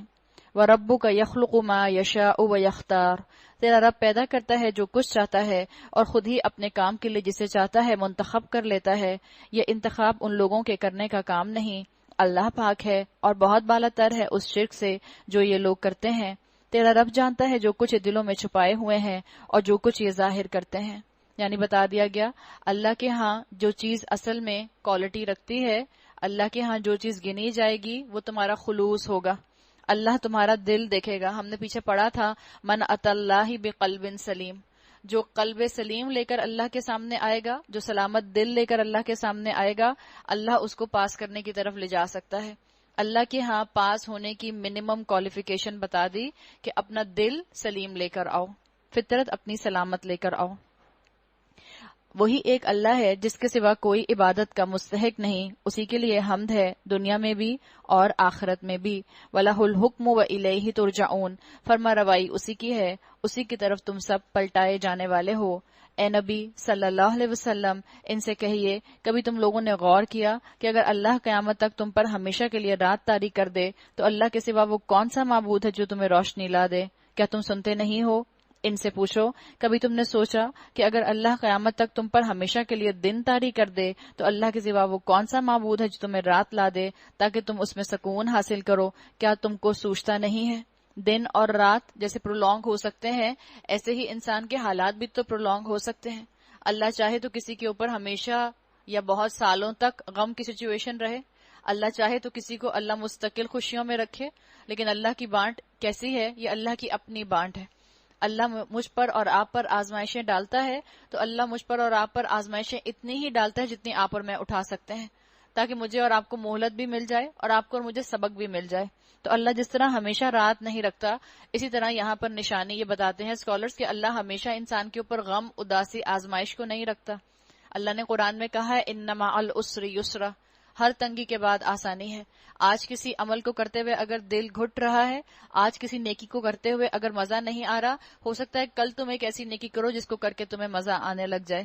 بالکل جیسے دن رات ہمیشہ نہیں رہتے، ایسے ہی حالات بھی ہمیشہ ایک جیسے نہیں رہتے. وَمِن رَحْمَتِهِ جَعَلَ لَكُمُ اللَّيْلَ وَالنَّهَارَ لِتَسْكُنُوا فِيهِ. یہ اسی کی رحمت ہے کہ اس نے تمہارے لیے رات اور دن بنائے تاکہ تم رات میں سکون حاصل کرو اور دن کو اپنے رب کا فضل تلاش کرو، شاید کہ تم شکر گزار بنو.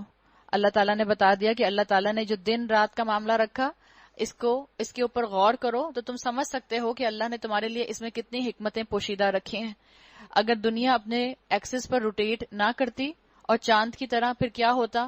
آدھی دنیا کے اوپر دن ہوتا اور آدھی دنیا کے اوپر رات ہوتی. چاند کے اوپر ابھی بھی یہی معاملہ ہے کہ پورا چاند ایک ساتھ روشن نہیں ہوتا، آدھی اس کے اوپر روشنی ہوتی ہے تو آدھی اس پر رات ہوتی ہے. لیکن یہ اللہ نے اپنا ایکسس بتا دیا اس زمین کو، تو یہ زمین گھومتی رہتی ہے اور اس کے گھومنے کی وجہ سے اس کی روشنی کی یونیفارمٹی ہے، اس کی اندھیرے کی یونیفارمٹی ہے. تو جیسے زمین کا ایکسس ہے، مسلمانوں کو، انسانوں کو بتا دیا گیا کہ اللہ کو اپنا ایکسس بناؤ. تم اللہ کے گرد جیسے خانہ کعبہ پہ جا کے اللہ کے گھر کا، بیت اللہ کا طواف کرتے ہو، ایسے ہی اپنی زندگیوں کے اندر اللہ کے احکامات کے گرد اپنا زندگی کا طواف رکھا کرو. جب تم بیت اللہ میں جا کر اپنی فرمانبرداری اللہ کے لیے خالص کر دیتے ہو تو تمہیں کراچی آ کے مثال کے طور پر کیا ہو جاتا ہے؟ تمہارا آربٹ کیوں چینج ہو جاتا ہے؟ تمہارا سوچنے کا انداز کیوں بدل جاتا ہے؟ تمہارا عبادت کا خلوص کہاں چلا جاتا ہے؟ تو اللہ نے کہا تو تم اس چیز پر غور کرو گے تو شاید کہ تم شکر گزار بن جاؤ. یاد رکھیں، یہ لوگ وہ دن جب کہ وہ انہیں پکارے گا اور پوچھے گا، کہاں ہے میرے وہ شریک جن کا تم گمان رکھتے تھے؟ اب ہم ہر امت میں سے ایک گواہ نکال لائیں گے. پھر وہ کہیں گے، ہاتھو برہانکم، لاؤ اب اپنی دلیل. اس وقت انہیں معلوم ہو جائے گا کہ حق اللہ کی طرف ہے اور گم ہو جائیں گے ان کے وہ سارے جھوٹ جو انہوں نے گھڑ رکھے تھے. یہ واقعہ ہے کہ قارون موسیٰ کی قوم کا ایک شخص تھا. اب ایک شخص کا ذکر آ رہا ہے قارون ہی کا. ہم نے کہا تھا کہ آپ کو اس کے اندر فائنینشل، پولیٹیکل اور ریلیجیس لیڈرشپ کی بات سورہ قصص میں ملتی ہے. تو آپ نے دیکھا تھا کہ اس سے پہلے فرعون کا ذکر آیا، اس کے بعد حامان کا ذکر آیا اور اس طرح سے اب قارون کا ذکر آ رہا ہے. قارون ایسا شخص تھا جس نے بطر کا مظاہرہ کیا تھا. ہم نے کل دیکھا تھا کہ بطر کس کو کہتے ہیں؟ وطر ہوتا ہے اپنی جیب سے بڑھ کر خرچ کرنا، اپنے سٹیٹس کو اعلیٰ سے اعلیٰ کرنے کے لیے لون لینا، قرضے لینا، اپنے سٹیٹس کو اعلیٰ سے اعلیٰ کرنے کے لیے لوگوں کو گھٹیا سمجھنا، اپنے سٹیٹس کے لیے، اپنی شان بڑھانے کے لیے اپنے مال کو جمع کر کر کے رکھنا. یہ سب بطر کا انسان کے اندر مرض ہوتا ہے جو اس کے اندر آ جاتا ہے، یا شو آف کرنا. تو قارون موسیٰ کی قوم کا ایک شخص تھا.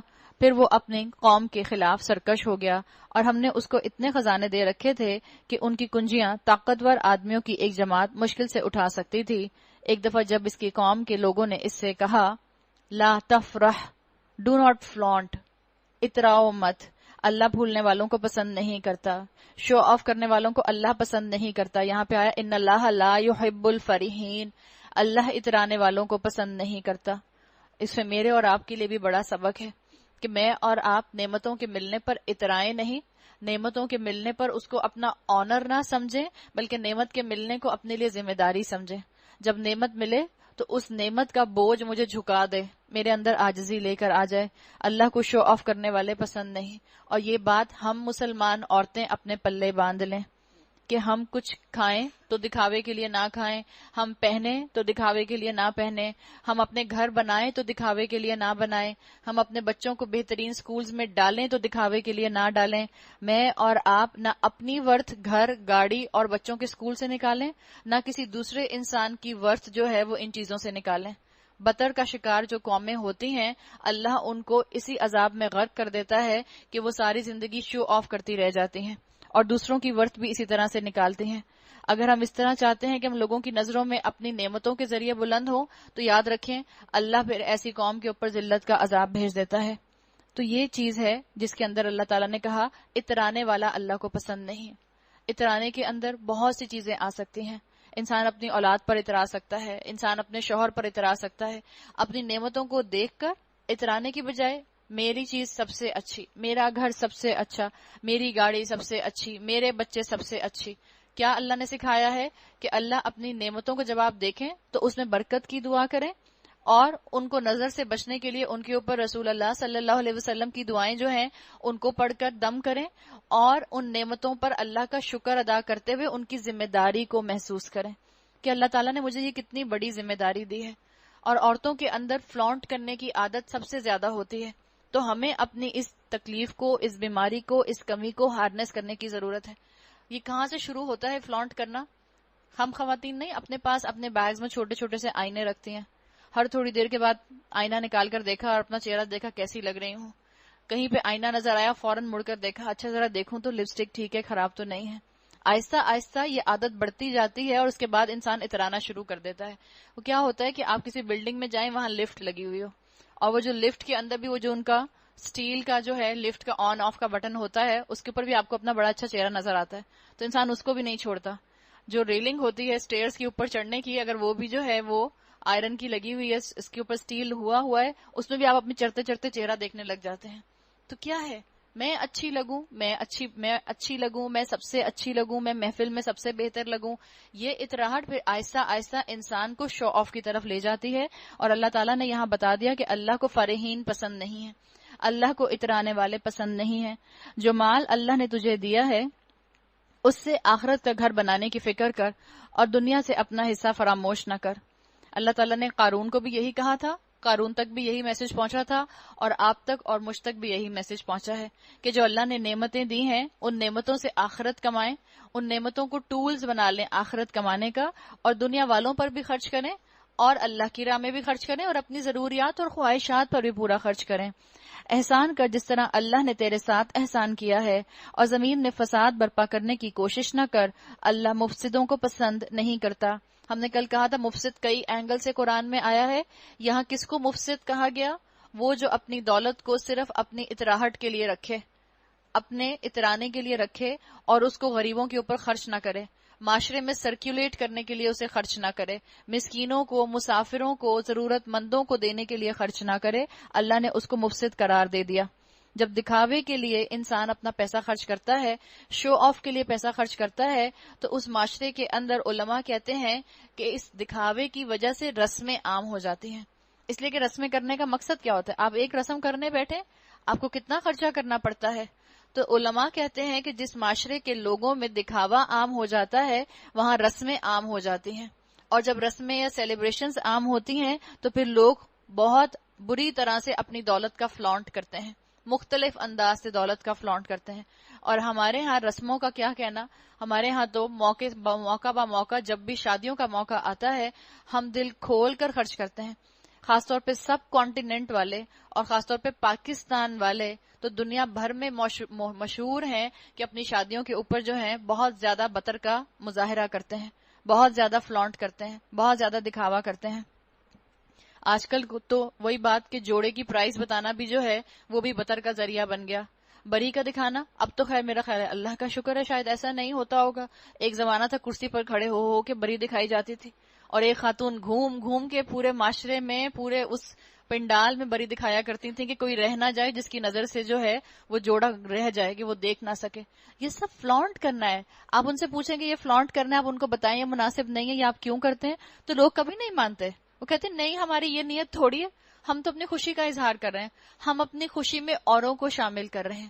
آپ اپنی خوشی میں اوروں کو شامل کر رہے ہیں، یا جب آپ بہترین بری دکھا کر ان بچیوں کو جن کے ماں باپ اس طرح کی بری جو ہے وہ افورڈ نہیں کر سکتے دینا، یا کپڑے ویسے دینا افورڈ نہیں کر سکتے، یا وہ بیٹوں کی مائیں جو اس طرح کی بری بنا بنا کے اپنی بہوؤں کے لیے نہیں لے جا سکتی، آپ ان کے اندر جو ہے سینس آف ڈپریویشن لے کر آ رہے ہیں، آپ ان کے اندر جو ہے احساس محرومی لے کر آ رہے ہیں، آپ معاشرے کے اس طبقے کے لیے جو معاشرے کا کم پیسے والا طبقہ ہے اس کے اندر کون سی فیلنگز ڈیویلپ کر رہے ہیں۔ جب ایک گھر میں ایک بیٹے کی یا بیٹی کی شادی ہو رہی ہوتی ہے اور جو اس وقت دکھاوا کیا جاتا ہے، تو جو گھر کے نوکر ہوتے ہیں، جو گھر کا ڈرائیور ہوتا ہے، جو گھر کا چوکیدار یا خانسامہ ہوتا ہے، کیا ان کی نظروں میں وہ سارے سیلیبریشنز، ان کی نظروں میں وہ سارے خرچے نہیں آ رہے ہوتے؟ وہ ڈرائیور مثال کے طور پر جو ساری زندگی محنت کرتا ہے اور اپنے بیٹے کی شادی پر خرچ کرنے کے لیے اس کے پاس پیسے اکٹھے نہیں ہوتے، یا اپنی بیٹی کو 4 کپڑے بنا کے دینے کے لیے اس کے پاس پیسے اکٹھے نہیں ہوتے، کتنا اس کے اندر احساس محرومی آئے گا۔ پھر ہم کہتے ہیں کہ ڈاکے پڑتے ہیں، پھر ہم کہتے ہیں کہ لوگ ایک دوسرے کو قتل کر دیتے ہیں، پھر ہم کہتے ہیں نوکر جو ہیں وہ مالکان کو قتل کر دیتے ہیں۔ یہ اسی لیے ہوتا ہے کہ ہم بطر کا مظاہرہ کرتے ہیں۔ اپنی نعمتوں کو حد میں رہتے ہوئے استعمال کرنا یہ مومن کا کام ہوتا ہے۔ تو بظاہر ایک شادی کے موقع کے اوپر جس کی بری اچھی آ گئی، وہ لڑکی تو پھولے نہیں سما رہی، لیکن جس کے لیے کوئی ایسا رشتہ آتا ہی نہیں کہ جس کے لیے اس کے لیے کوئی ایسی بری آئے، یا اس کے لیے بھی اس کی ساس جو ہے وہ 3 کا جوڑا لے کر آئے یا 4 کا جوڑا لے کر آئے، اور اس کے بعد بھی ہم مناسب نہیں سمجھتے یہ کہنا کہ 3 کا 4 کا۔ پہلے کہتے ہیں بہت سستا مل گیا، اتنا سستا کیا بتاؤں، آپ کہیں بتا تو دیں کتنا سستا۔ ہم سمجھے 10,000 کا مل گیا، شاید زینب مارکیٹ سے خرید کے لے آئے یا صدر سے خرید کر لے آئے، نہیں، پتہ چلتا ہے صرف 4 کا۔ اور 4 کا مطلب کوئی 4 روپے تو 4,000 40,000 تو ہے نہیں، آپ کو پتا ہے 4 کا مطلب کیا ہے۔ تو یہ بطر ہوتا ہے تاکہ لوگ کہیں واہ کتنے پیسے والے ہیں، 4 کا لے کر آئی ہیں پھر بھی کہہ رہی ہیں بڑا سستا مل گیا، بڑا سستا مل گیا۔ اللہ تعالیٰ نے اس چیز کو سخت ناپسند کیا ہے۔ اگر اللہ نے آپ کو مال اور اسباب دیا ہے، اگر اللہ نے آپ کو پیسے والا بنایا ہے، اگر اللہ نے آپ کے اوپر اپنے ریسورسز کو کھولا ہے، تو آپ اپنے معیار سے نیچے آ کر خرچ کریں۔ آپ اپنے آپ کو اس سٹینڈرڈ سے نیچے لے آئیں جس سٹینڈرڈ پر آپ خرچ کر سکتے ہیں۔ آپ دیکھیں معاشرے میں کتنی تیزی سے شادیوں کے اندر سادگی آنا شروع ہوگی۔ آپ میں سے ہر ایک، ہم میں سے ہر ایک اپنے اپنی اولاد کی شادیوں کے اوپر سادگی اختیار کرے، پھر دیکھیں اللہ تعالیٰ کس طرح سے معاشرے کے اندر اس چیز کو پھیلاتے ہیں۔ اس لیے کہ معاشرے کے جو پیسے والے طبقے کے لوگ ہیں، جو پڑھا لکھا طبقہ ہے، جو ایلیٹ کلاس ہے، اسی کو ایفرٹ کرنی پڑے گی، اسی کو اپنا سٹینڈرڈ تھوڑا سا کم کرنا پڑے گا۔ اپنی جیب کا خرچہ جو ہے، ہو سکتا ہے آپ بہت خرچہ کر سکتے ہو، لیکن تھوڑا شادی کے موقع پر خرچہ کم کرنا اور سادگی اختیار کرنا۔ رسول اللہ صلی اللہ علیہ وسلم کی اس حدیث کے اندر بھی ہم آ جائیں گے کہ آپ نے فرمایا سادگی والا نکاح سب سے برکت والا نکاح ہے۔ تو برکت بھی ہو جائے گی اس سے انشاءاللہ، لوگ آپ سے حسد نہیں کریں گے، لوگ آپ کو نظر لگانے کا باعث نہیں بنیں گے، آپ کی اولاد کی خوشیوں پر کسی کی نظر نہیں لگے گی، کوئی جو ہیو ناٹس ہیں ان کے اندر احساس محرومی نہیں آئے گا، اللہ آپ سے کتنا خوش ہوگا۔ تو بتا دیا گیا کہ اللہ مفسدوں کو پسند نہیں کرتا، اور یہاں اس کو مفسد کہا گیا جو بے تحاشا سیریمنیز کرے، بے تحاشا رسمیں کرے اور خوب فلانٹ کرے۔ تو قارون کو بھی یہی کہا گیا تھا، تو اس نے کہا یہ سب کچھ تو مجھے اس علم کی بنا پر دیا گیا ہے جو مجھ کو حاصل ہے، انما اوتیت علی علم عندی، یہ تو سارا میرا کریڈٹ ہے، یہ جو میں نے علم کی وجہ سے مال کمایا ہے، یہ جو میں نے پروفیشن اتنا پڑھ پڑھ کر کمایا، اس کی وجہ سے مجھے یہ کریڈٹ ملا ہے۔ اترا رہا ہے، بطر کا مظاہرہ بھی ہے اور اترا بھی رہا ہے، فرحین کے اندر بھی شامل ہو رہا ہے۔ کیا اس کو یہ علم نہ تھا کہ اللہ اس سے پہلے بہت سے ایسے لوگوں کو ہلاک کر چکا ہے جو اس سے زیادہ قوت اور جمعیت رکھتے تھے؟ مجرموں سے تو ان کے گناہ نہیں پوچھے جاتے۔ ایک روز وہ اپنی قوم کے سامنے اپنے پورے ٹھاٹ میں نکلا، یہ اس کا کرمنل ایٹیٹیوڈ بتا دیا گیا کہ کیا تھا، اتراتا تھا۔ جو معاشرے کے پسے ہوئے لوگ تھے ان کے مقابلے میں اپنے آپ کو بہت اعلیٰ سمجھتا تھا، اپنی ورتھ کو اس نے اپنی صلاحیتوں کے ساتھ اٹیچ کر دیا، اپنی ورتھ اپنی نظروں میں دیکھی، اپنی ورتھ اپنے مال کی نظر سے دیکھی، اپنی ورتھ کو اللہ کی نظر سے نہ دیکھا۔ تو ایک دن آتا ہے کہ بہت ٹھاٹ کے ساتھ مغرور بن کر، غرور کرتے ہوئے تکبر کے ساتھ اپنے اس پوری فوج کے ساتھ نکلا۔ جو لوگ حیات دنیا کے طالب تھے اسے دیکھ کر کہنے لگے کاش ہمیں بھی وہی کچھ ملتا جو قارون کو دیا گیا ہے، یہ تو بڑے نصیبے والا ہے، او ہی از سو لکی۔ یہ والا کانسیپٹ، کسی کی نعمت کو دیکھ کر اس طرح سے انسان حسد کا شکار بھی ہوتا ہے اور نظر بھی لگتی ہے۔ تو کیا کہہ رہے ہیں، ہی از سو لکی۔ اور کیوں کہہ رہے ہیں ہی از سو لکی؟ اس لیے کہ کیا اس کے پاس جو مال ہے اس سے وہ ڈونیشنز دیتا ہے، اس سے وہ ہسپتال بنواتا ہے، اس سے وہ آرفنیجز بنواتا ہے، اس سے وہ معاشرے کے پسے ہوئے طبقوں کا خیال رکھتا ہے؟ نہیں، اس لیے نہیں۔ کہنے لگے مگر جو علم رکھنے والے تھے وہ کہنے لگے افسوس تمہارے حال پر، اللہ کا ثواب بہتر ہے اس شخص کے لیے جو ایمان لائے اور نیک عمل کرے۔ ان میں سے جو لوگ اللہ کی عظمت جانتے تھے، جو لوگ اللہ کے علم کو اپنے ذہنوں میں اور اپنے دلوں میں بسانے والے تھے، وہ اس کے دھوکے میں نہیں آئے، بلکہ اتنا دکھاوا دیکھ کے وہ ڈر گئے۔ تو یاد رکھیں جو خود کسی نہ کسی کمی کا شکار ہوتا ہے وہ جلدی کسی کی دولت سے مروب ہو جاتا ہے۔ آپ کے پاس اللہ نے بہت پیسہ دیا ہے یا آپ کے پاس اللہ نے کم پیسہ دیا ہے یا آپ کے پاس اللہ نے درمیانہ پیسہ دیا ہے، کسی دوسرے کی نعمت کو دیکھ کر آپ کبھی حسد یا رشک کا شکار نہ ہوں۔ رشک کے قابل تو دو ہی لوگ ہیں، اللہ کے رسول صلی اللہ علیہ وسلم نے فرما دیا، ایک وہ جس کو اللہ تعالیٰ نے علم دیا ہے اور وہ اس علم کو لے کر عمل بھی کرتا ہے اور معاشرے میں اس علم کو لے کر پھرتا ہے، یعنی لوگوں تک پہنچاتا ہے، اور دوسرا وہ جس کو اللہ نے مال دیا ہے اور وہ خوب اللہ کی راہ میں صدقہ کرتا ہے۔ دنیا والوں کے اوپر رشک نہیں کیا جاتا، کسی دنیا والے کی نعمت دیکھیں تو کہیں اللہ اس کو مبارک کرے، اللہ اس میں برکت ڈالے، اللہ اس نعمتوں کو اپنی راہ میں استعمال کرنے کی توفیق دے، انسان رشک کبھی نہ کرے۔ تو ان میں بھی ایسے لوگ تھے جن میں سے کچھ نے تو اس پر رشک کیا، کہا کتنا لکی ہے، کیسے جو ہے وہ اپنے مال کو اترا رہا ہے لے کر اور کیسے پیسے والا بنا ہوا ہے، اور ان میں سے کچھ لوگ ایسے تھے جو اللہ والے تھے، انہوں نے کہا کہ اللہ کا ثواب بہتر ہے اس شخص کے لیے جو ایمان لائے اور نیک عمل کرے، وَلَا يُلَقَّاهَا إِلَّا الصَّابِرُونَ، اور یہ دولت نہیں ملتی مگر صبر کرنے والوں کو۔ کون سی دولت؟ صبر کی دولت، یعنی دوسروں کی دولت کو دیکھ کر حسد نہ کرنے کی دولت، یہ صفت انہی کو ملتی ہے جو صبر کرتے ہیں، جو دوسروں کی دولت کو دیکھ کر آہیں نہیں بھرتے۔ فَخَسَفْنَا بِهِ وَبِدَارِهِ الْأَرْضِ، آخر کار ہم نے اسے اور اس کے گھر کو زمین میں دھسا دیا، یعنی قارون کی بات ہو رہی ہے۔ پھر کوئی اس کے حامیوں کا گروہ نہ تھا جو اللہ کے مقابلے میں اس کی مدد کو آتا، اور نہ وہ خود اپنی مدد آپ کر سکا۔ اب وہی لوگ جو کل اس کی منزلت کی تمنا کر رہے تھے، یعنی جو اس کے اوپر رشک کر رہے تھے، جو کہہ رہے تھے او ہی سو لکی، اب وہ کیا کہہ رہے ہیں؟ کہنے لگے افسوس، ہم بھول گئے تھے کہ اللہ اپنے بندوں میں سے جس کا رزق چاہتا ہے کشادہ کرتا ہے اور جسے چاہتا ہے نپا تلا دیتا ہے۔ اگر اللہ نے ہم پر احسان نہ کیا ہوتا تو ہمیں بھی زمین میں دھسا دیتا۔ اللہ کیا کہا انہوں نے؟ وَإِكَأَنَّهُ لَا يُفْلِحُ الْكَافِرُونَ، افسوس ہم کو یاد نہ رہا کہ کافر فلاح نہیں پایا کرتے۔ یہاں کافر کس کو کہا گیا؟ اپنی نعمتوں کے بارے میں ناشکری کرنے والوں کو کافر کہا گیا۔ وہ کافر جو اپنے آپ کو نمایاں کرنا چاہتا ہے، اللہ کے دین کو نیچا کرنا چاہتا ہے۔ وہ آخرت کا گھر تو ہم ان لوگوں کے لیے مخصوص کر دیں گے جو زمین میں اپنی بڑائی نہیں چاہتے، یعنی ان کو فال موڈسٹی نہیں چاہیے اور نہ فساد کرنا چاہتے ہیں۔ فساد کس کو کہا گیا؟ اسکالرز کے مطابق یہاں فساد آیا ہے کہ وہ اپنی دولت کی نمائش نہیں کرنا چاہتے، یہاں فساد ان کے لیے آیا ہے۔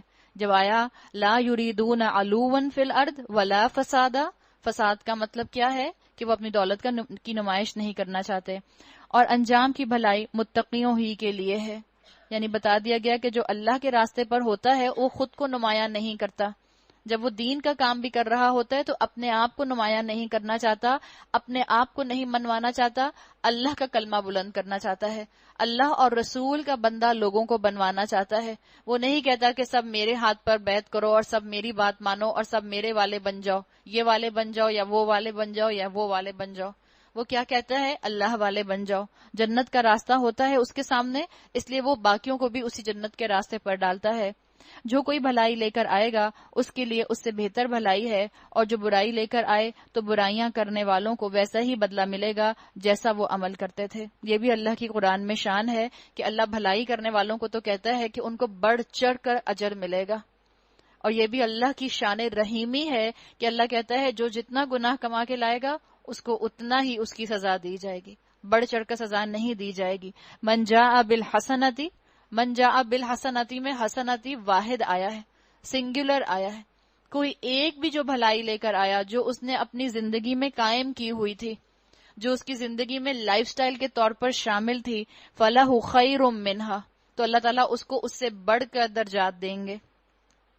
اے نبی صلی اللہ علیہ وسلم، ان الذی فرض علیک القرآن، یقین جانیے کہ جس نے یہ قرآن تم پر فرض کیا ہے وہ تمہیں ایک بہترین انجام کو پہنچانے والا ہے۔ اللہ تعالیٰ نے قرآن کو فرض کیا ہے، تو اسکالرز کہتے ہیں کہ انسان کو اپنے اعمال ضرور دیکھ لینے چاہیے۔ اگر مثال کے طور پر اس وقت بھی کوئی قرآن کو چھوڑ کر نفل پڑھنے لگ جائے گا تو جو خیر اس وقت برس رہا ہے قرآن کے علم کا، ہو سکتا ہے وہ اس سے محروم ہو جائے۔ تو فرض کے مقابلے میں نوافل کو اہمیت نہیں دینی چاہیے، جو فرض کا مقام ہے وہ فرض کو دینا چاہیے۔ کوئی کہے کہ میں ہر دن میں 100 نوافل پڑھتی ہوں، اور آپ ان سے کہیں کہ آپ آگے بڑھ کر قرآن کا کورس جوائن کر لیجئے، تو وہ کہیں نہیں میں 100 نوافل نہیں پڑھ سکوں گی، تو علماء کے مطابق وہ غلطی کر رہی ہیں، ان کو چاہیے کہ وہ فرض چیز کو پہلے حاصل کریں، قرآن کا علم حاصل کرنا، قرآن سے ہدایت لینا، قرآن کے احکامات کی سمجھ حاصل کرنا، اس لیے کہ رسول اللہ صلی اللہ علیہ وسلم کو اسی کام کے لیے بھیجا گیا تھا، یتلو علیہم آیاتہ ویزکیہم ویعلمہم الکتاب والحکمہ۔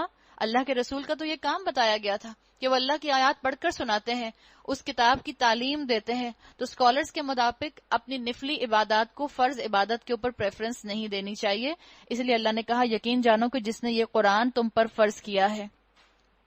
آپ دیکھیں اسی لیے اسکالرز کہتے ہیں آج بھی یقیناً کمپیوٹر کے سامنے بیٹھ کر یوٹیوب پر لیکچر سننا، واٹس ایپ پر لیکچر سننا، یا کسی بھی طرح سے کسی ویب سائٹ پر جا کر کوئی آڈیو MP3 سن لینا، اس کا بھی اجر ہے، لیکن جو قرآن کی محفل میں قرآن بیٹھ کر سمجھا جاتا ہے، جو اس کا امپیکٹ آتا ہے، آپ سب خود بھی محسوس کر سکتے ہیں۔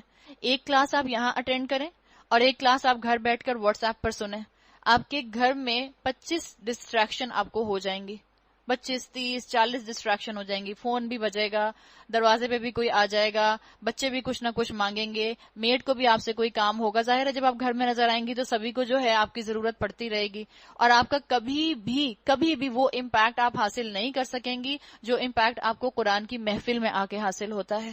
تو اللہ کے رسول صلی اللہ علیہ وسلم کا جو طریقہ تھا، جو میتھڈالوجی تھا، اسی میتھڈالوجی کے مطابق آج بھی اسکالرز کہتے ہیں کہ استاد کی صحبت میں جا کر بیٹھنا چاہیے تاکہ انسان بہت کچھ اس سے سیکھے، ایک سینرجی ڈیولپ ہوتی ہے، لائک مائنڈڈ لوگ اکٹھے ہوتے ہیں، اور قرآن کی محفل کی وجہ سے انسان کے اوپر برکتوں کا نزول الگ ہوتا ہے، تو ہر طرح سے فائدہ ہے۔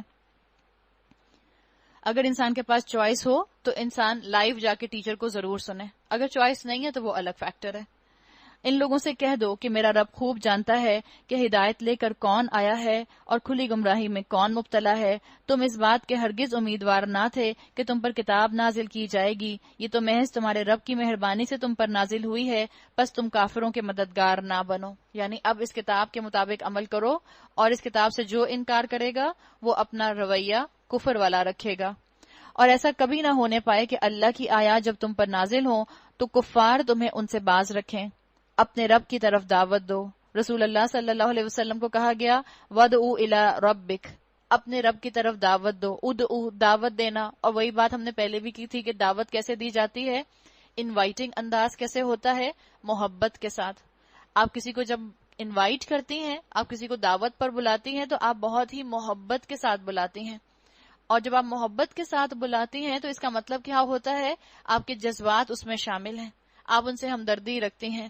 آپ جس سے نفرت کرتی ہیں، جس کو آپ پسند نہیں کرتی، اس کو آپ اپنے گھر کھانے پر تھوڑی بلاتی ہیں۔ آپ اپنے گھر کھانے پر کس کو بلاتی ہیں؟ جس سے آپ محبت کرتی ہیں، جس کے ساتھ آپ وقت گزارنا چاہتی ہیں، جس کے ساتھ بیٹھ کر آپ کچھ وقت جو ہے باتیں کرنا چاہتی ہیں۔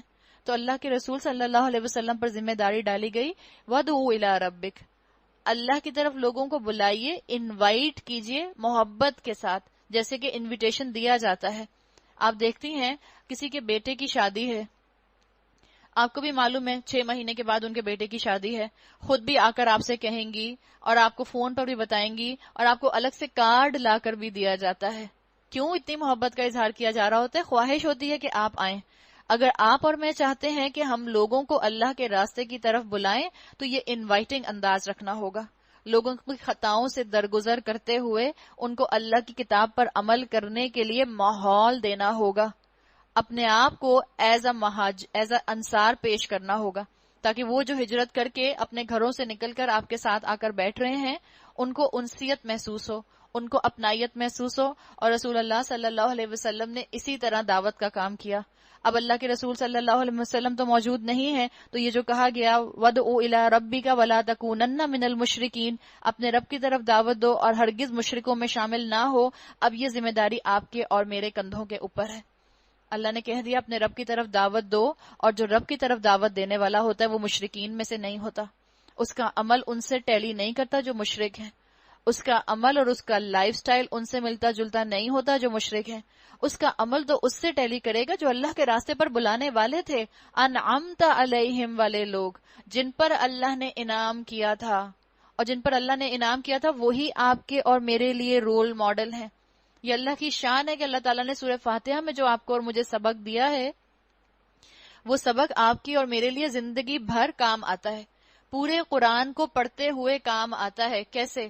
اللہ نے وہاں کہا تھا، ہم نے جب کہا تھا اہدنا الصراط المستقیم، اللہ ہمیں سیدھا راستہ دکھا، تو اس کے بعد دعا کیا کی تھی بندے نے؟ صراط الذین انعمت علیہم، ان کا راستہ جن پر آپ نے انعام کیا تھا. انعمت فعل ماضی آیا ہے. اور آپ کو پہلے بھی بتایا ہے کہ عربی کے اندر اسم جو ہے وہ اس میں پرماننس ہوتی ہے، فعل کے اندر ٹیمپرری فیلنگز آتی ہیں.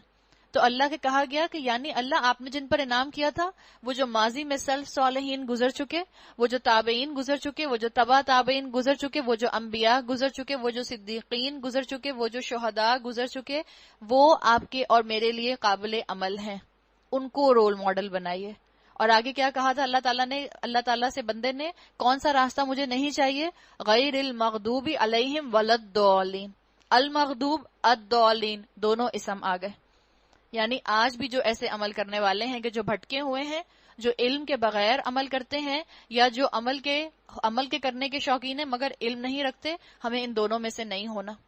تو اللہ کا بندہ مشرکوں میں سے شامل نہیں ہو سکتا.